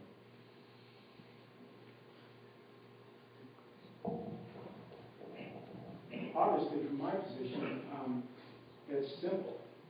I will work closely with the prosecutor. As I said a minute ago, the prosecuting attorney is an attorney. They're well versed in the law. That's what they do. It's interesting, and I've come to learn this. A person can read a state statute. It's available on the internet. You can read the law. And you can attempt to apply the law as it appears in that statute. For lack of a better one, okay, I'll throw out maybe disturbing the peace. And there's certain language in the disturbing the peace statute that if it is enforced, it's also a violation of your free speech. Now that's where it becomes important to listen to the words of the prosecuting attorney. An inexperienced deputy may look at a situation and he may say, I have the elements to fit the crime. And in fact, he believes he does. Idaho and a lot of states require a high school education. And Idaho's Post Academy, Peace Officer Standards and Training, is one of the shortest in the nation. So again, an inexperienced deputy can believe he's applying the law properly when in fact he's not.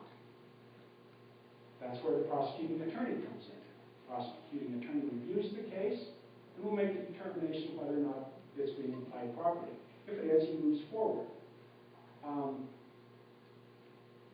It's critical that the sheriff work with the prosecutor. I've never been involved in a situation where there was so much animosity. And it's my belief the animosity is created because... That's fine. I just want to make sure we're moving along still so we don't get stuck in the same thing. I can finish this up quickly. Building a criminal case is somewhat like building a house. The investigation is the foundation. Those of you who build houses, if you go to build a house and you find out the foundation is off square by 12 inches, you can't rectify that problem. As you build the house, the floor doesn't fit, the walls don't fit, nothing fits. In construction, you can knock it over and start again. Law enforcement, you can't.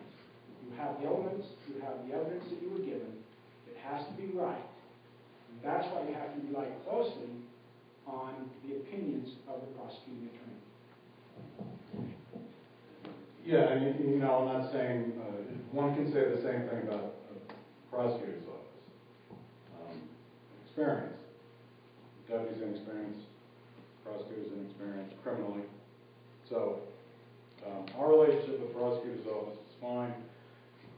We have presented large cases that work with the state and federal, and we've had no problems. Our investigations were tight, our reports were fine, and it wasn't until something occurred that this animosity, which I think was brilliant, by the way, started, which caused, because there's nobody in my office who wanted to be the prosecutor. Not one person was running for prosecutor.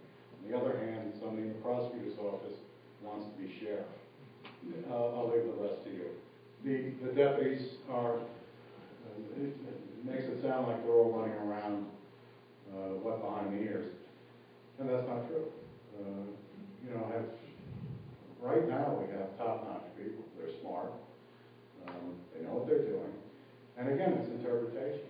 It's their interpretation. And then, as Lindsay says, just because you graduate law school doesn't mean you're a prosecutor. Right?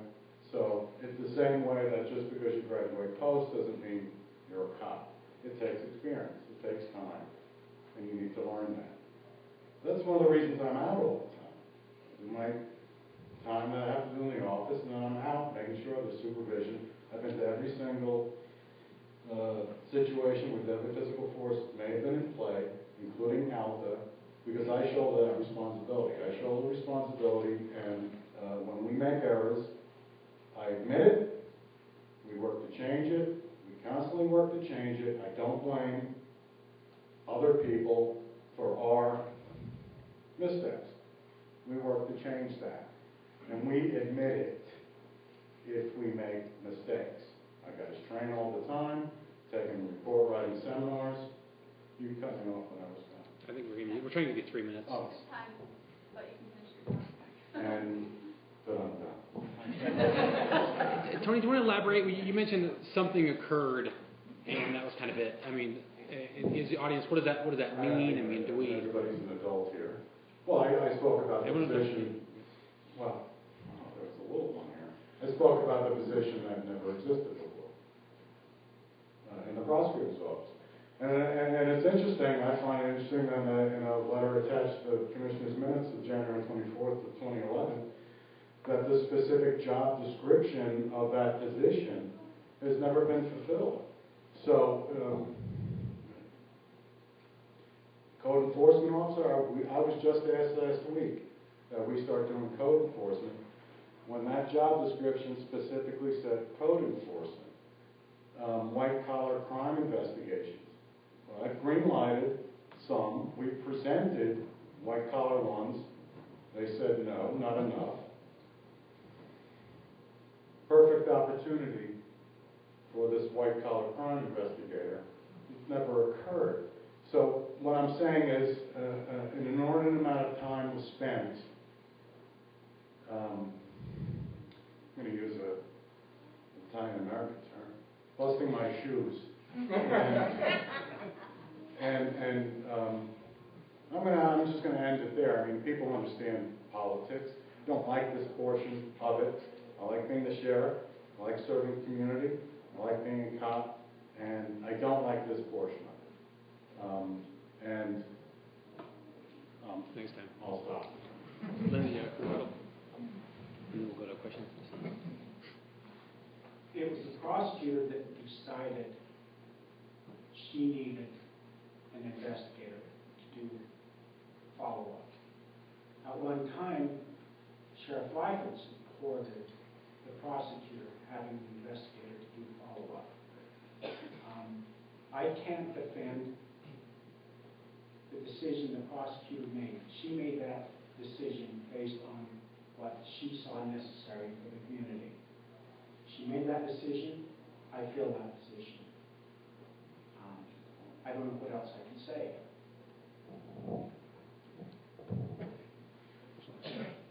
Well, let's get to the other part of it. Other than internal issues and interdepartmental things, what do you two each think is the most important, or maybe potentially the most important law enforcement issue facing Teton County over the next few years?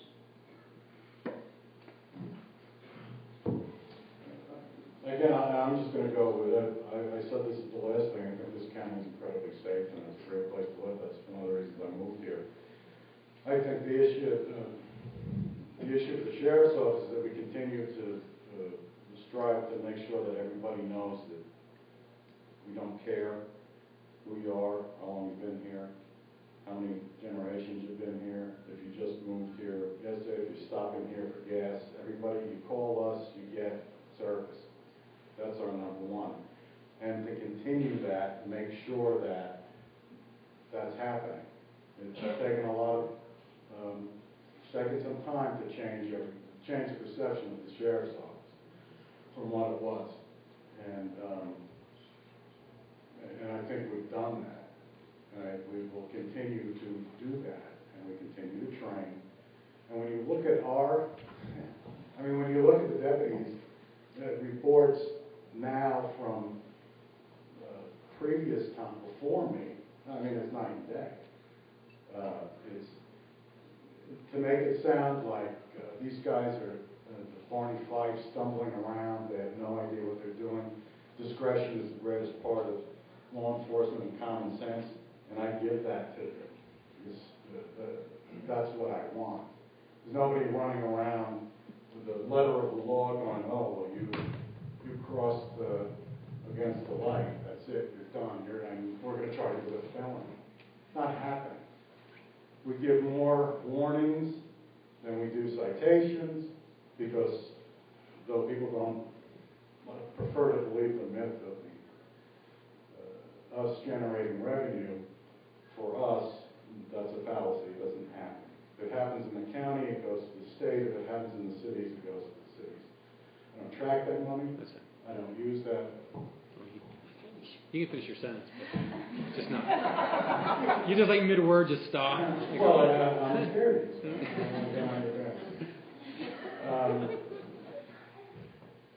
What was my thought? Yeah, I don't track that. I don't use that in negotiations, which is something that was implied.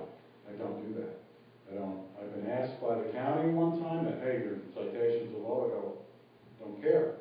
Not why we do it. It's part of our job. But we don't do it for money. Absolutely not. We don't get it. That would be illegal anyway. I came from a department where we had something called productivity expectations, which is a very nice word for the legal word for quota. I was part of that department. I am now running the office. I didn't like it then, so I don't allow it now. So I don't even know. I went off on a tangent. Yeah, that was a long sentence. Yeah, it was. I was ending a very long sentence. Okay, Lindsay. Sorry. Run that by me again. Yeah. Read back the list. Yeah, what do you see the major concern, primary concern in the future of Teton Valley, and how will you go after that? Law enforcement is fluid and dynamic. I think one thing that is important is lending an open ear to the community, learning what the community expects of their law enforcement agency, balancing those needs with state requirements and with the funds that are provided. So it's something that's dynamic. It will continue to change, and we need to be able to adapt to it. And like I said, it's important that the community have input in their law enforcement and how they like law enforcement. All right, we have time for one more question, and then we'll go to closing statements. Yeah.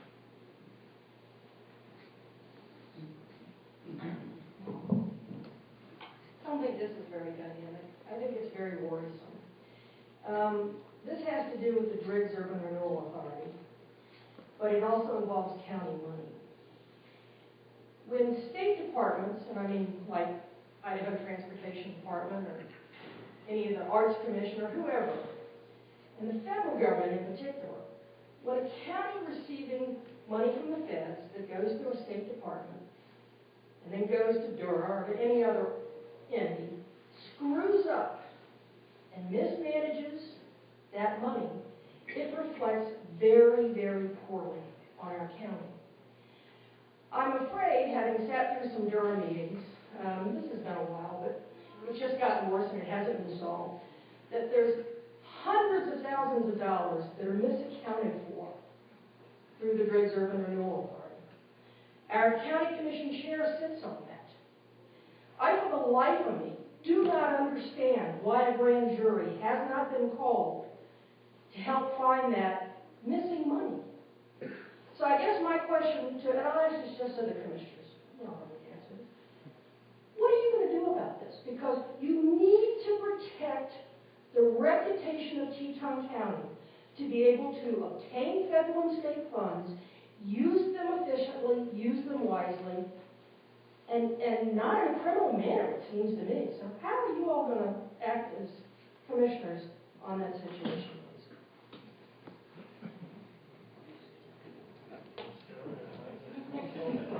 I'll tackle this one. I will talk to my other two commissioners. I'll find out just what they know on this, and then we'll have to seek legal counsel, through our attorney, and find out if it's something that needs to be looked into. I'd stick the new sheriff on the white-collar crime issue. I can't imagine that we wouldn't all have the same answer to seek legal counsel if we think we need it, try to get all the answers.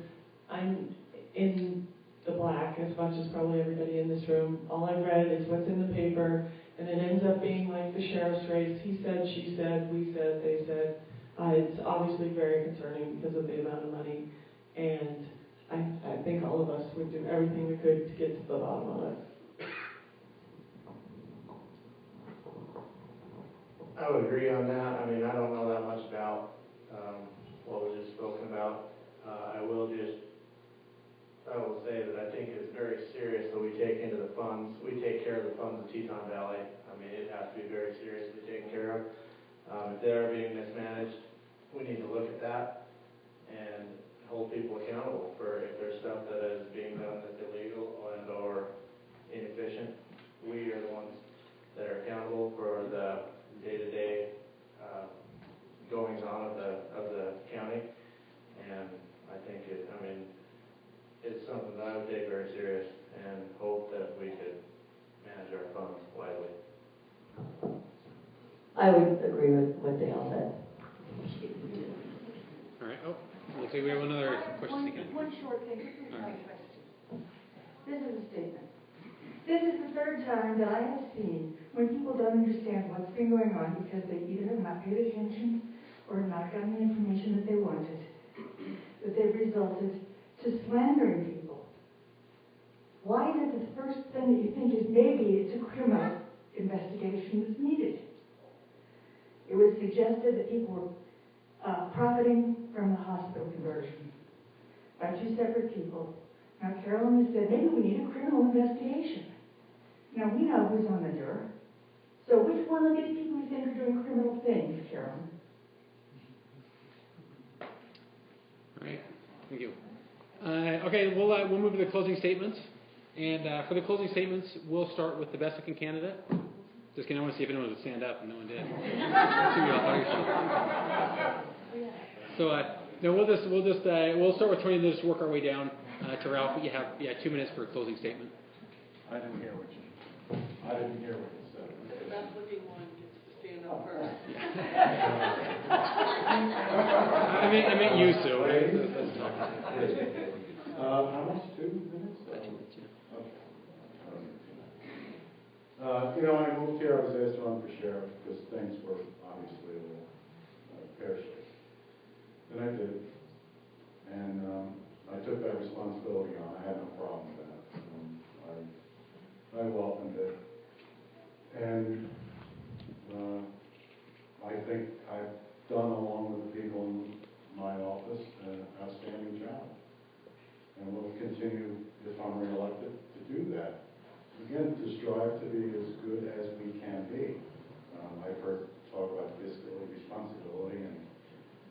that for a second.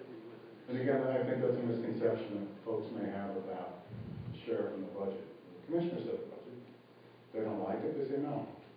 Cut this, cut that, cut this, and that's what we do. They hold the purse strings. I have no, as I'm not giving a blank check, I'm not giving $1 million and then I can do with it as I wish.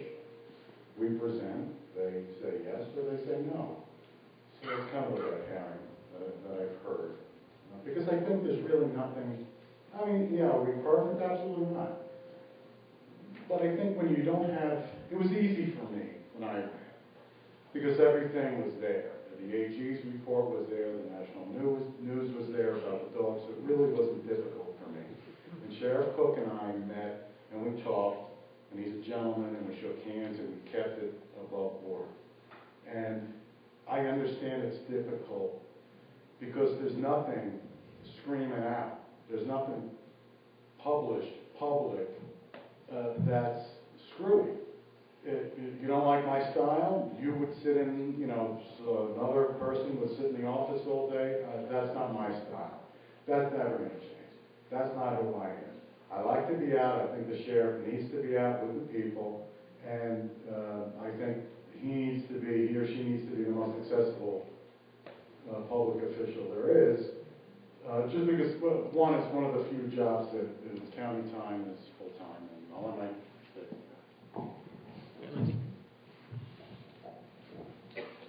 I've appreciated the direct questions that we've had the opportunity to discuss tonight. I am different. I will closely supervise the activities of the sheriff's office, the deputies. I have a lot of respect for those guys, the inexperienced guys. I was there once. And through training and mentoring, I became more experienced and learned more. I still don't know it all. I'll be accessible to the people. I will be able to work with other elected officials, be they county commissioners, be they prosecuting attorneys, judges. I will work with them. I've got a history of being able to work with them. I'll be available to the people. The sheriff's office will be open 5 days a week. I will also be out among the public, not to tell you what I think, but to listen to what you want to tell me, and do my best to provide you with the type of sheriff's office that you deserve. I've been a member of this community my whole life, and I have a lot of pride in it. And I'll work hard to give you a sheriff's office that you can be proud of. Again, I thank you for the opportunity to address you all tonight. And one more thing. I didn't pay the lady to write the nice letter to get her last week about being cute. I believe she had me confused with someone else. But I thank her anyway.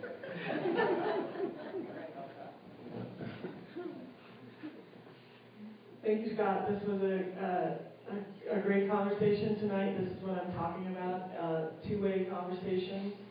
I've mostly been in a one-way conversation so far in this campaign, sending out my thoughts and doing my homework and trying to figure out the issues. The issues are incredibly complex. And just to point out what happened tonight, and I do not absolutely mean this to be disrespectful to Mr. Park, but he has an issue with the bike path and worried that we're spending too much money on the bike path, and then talked about the Seaman Road and made an argument for why we need bike paths. Because the thing is that we've been through incredible change. We're a diverse population. There's lots of issues. And everybody who's still here through everything is going to stay. So we need to find solutions that really benefit everybody in the community. And I've been asked how I plan to represent the North End, because my district used to be called Tetonia. And my answer is the same way. I plan to represent an artist, a triathlete, a Latino farm worker, Mr. Park, the Kearsleys, the Bagleys on the South End along the Seaman Road. And that's with an open mind. do my homework, talk to people, listen, ask questions, get as much information as possible before I make a decision. And I'm asking for your vote because in my mind there's no us and them, we're all in this together, and by harnessing our strengths is the best way that I think we're going to find prosperity in Teton Valley.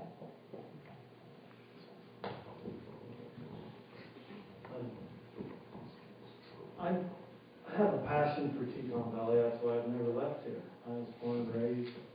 I was born in the Rock Hospital. I respect all the voices that come through here. We're as commissioners, we're a building pot. Everybody can come in and they can talk to us. I want everybody to feel free and feel relaxed when they come and they see me as your county commissioner, and you can talk to me freely if you have a question or if you have concern. This community has so much potential, but it's very incredible. I'm at a point now with the 2 years of, I'd say year and a half experience that I have in here with the experience that I have with other county elected officials, throughout the state, that we can work better together. If I am out of there, then we have to start over with certain individuals, and it's like, but everybody up here, we all are trying to improve our community. We have different thoughts, we have different processes, how we go about it. It's like, I'm not going to tell you everything about, I know everybody on this panel. I got Mr. Lyford. My parents passed away this year. Mr. Lyford, Sheriff Lyford, he presented our family, he presented me with a gift with a tree to remember my mother by. Now that not many people do that in this community. Lindsay, I grew up with Lindsay, and I trust him solely. I coached high school girls basketball while I still was coaching volleyball. Sid and I battled basketball and grown up together our whole life. Kim, I love her Huckleberry Shake, and I love going to the store. And Ralph is the best glass blower in the country. You have 6 very dynamic, or was there 7 of us? We got 6 very dynamic personalities and people that bring different things to the table. Everybody's going to have to sit out there and they're going to have to figure out which one helps them for their question or their quest in the community. And I appreciate everybody going for this position. I think it's wonderful that we have this involvement.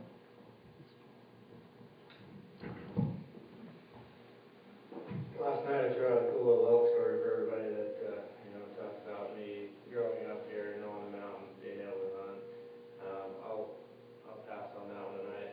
As you guys can tell, I'm fairly passionate about my views. I love this place. I love this valley. I was born and raised here. I love it here, or else I would have moved. Most of my classmates graduated. We graduated almost 20 years ago. Most of them are gone. There's not many of them here left.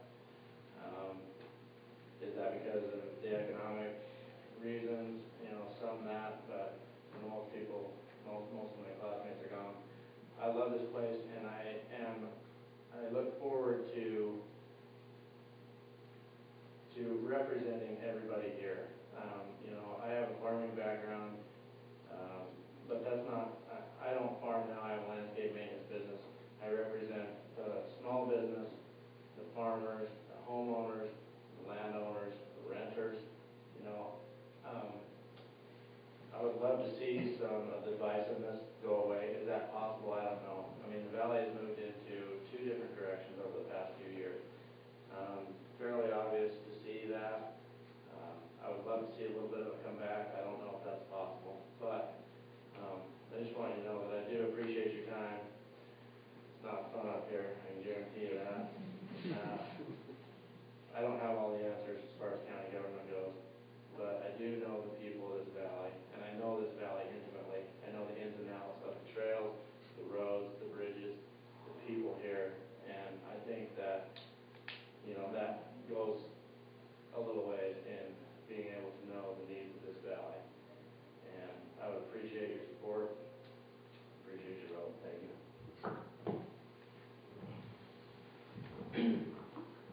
I was out chopping wood today and sort of reflecting on what got me to this spot that I'm standing in right now. And I realized that the journey probably didn't start in April when I found out that there was a seat available. I think it started about 4 years ago when I challenged myself to read a biography of every American president. And I started with George Washington, obvious place to start. And ended up getting pretty bogged down in the Founding Fathers because it's so fascinating. And I read a book on the history of the writing of the U.S. Constitution. And it just gave me an even deeper appreciation for our system of government. And so back in April, when I found out about Bob not running again, I started thinking about, well, maybe this is a time for me to step up and serve our county. And it took a lot of contemplating, and I finally ended up calling my 100-year-old great aunt Helen, and some of you have probably heard this story. And she served on a city council in the 60s. And she gave me a great piece of advice. She said, Kim, it's easy to know where you stand on an issue, and the trick is to understand where the other side stands. Take the time to do this, and you'll make fair decisions. And I love this approach. I think that's what this county needs, is fairness and understanding.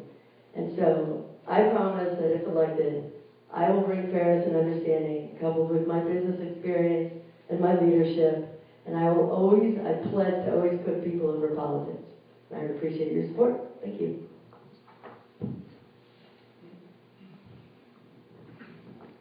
Thanks. I want to start my conclusion here with answering one of the questions that got asked, which was about levies. And I think that we blame the commissioners or we blame different aspects of our population here for these levies that got passed. And levies are horrible. You know, it would be great if we didn't have them. I do think it is a burden on people who have more property. They're the ones who have to pay for the levies. But the problem is not to be blamed on the county commissioners. It's not to be blamed on our friends. I think we need to look at the state. The state government keeps, one of the ways that state representatives, legislators stay in office is by continually saying how good they are and how they've lowered taxes.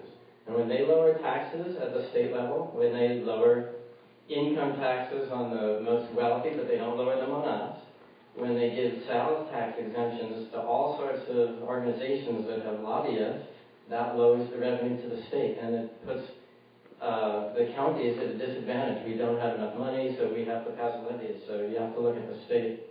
So I don't think good government is out of reach at all. We have had and still have some good representatives. We had Mike Crapo was our legislator here, and he would spend the money the state gave him for constituent outreach to come here and have city hall meetings. And he was, in my opinion, a good legislator.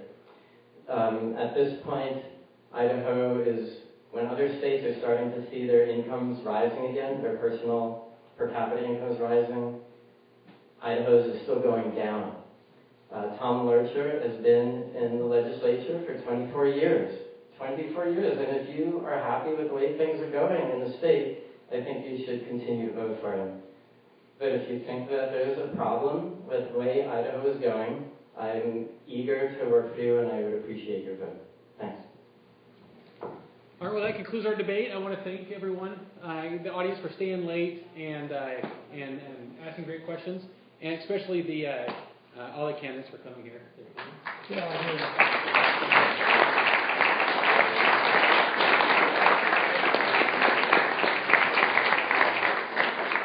Well, hello, Bob Fitzgerald's my name. I'm a candidate for the House of Representatives in the state of Idaho, Seat A. I'm sorry I was late tonight. I had some relatives come in from out of town, and they got stranded somewhere between Ashton and here, so I had a little difficulty in arranging a tow truck, as you might imagine. But I support Ralph, and I know I'm late, so I'll just say, hey, Ralph, right on. I'm right with you. So let's get some representation for us in Boise, because we're about as far. we're almost in Wyoming, folks, and Boise doesn't pay too much attention to us. Well, thanks for coming, Bob. Remember to vote.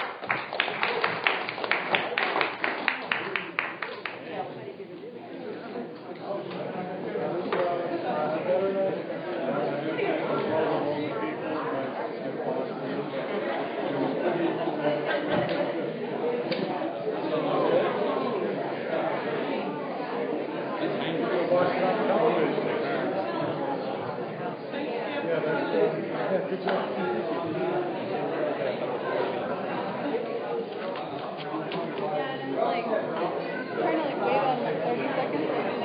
was it the time? I know, they're like, no. Yes, thank you. Thank you. How are you guys? Right. Good. Where's your bride? 5 seconds. It didn't work. I'm going to do one of those. Really foul.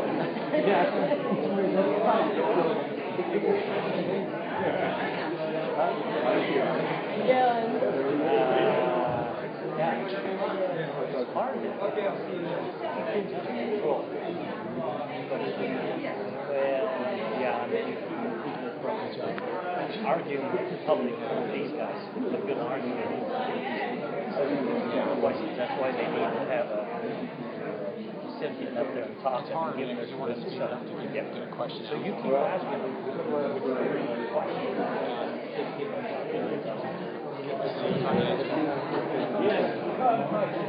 Yeah, I'm sorry you're talking to me. Yeah.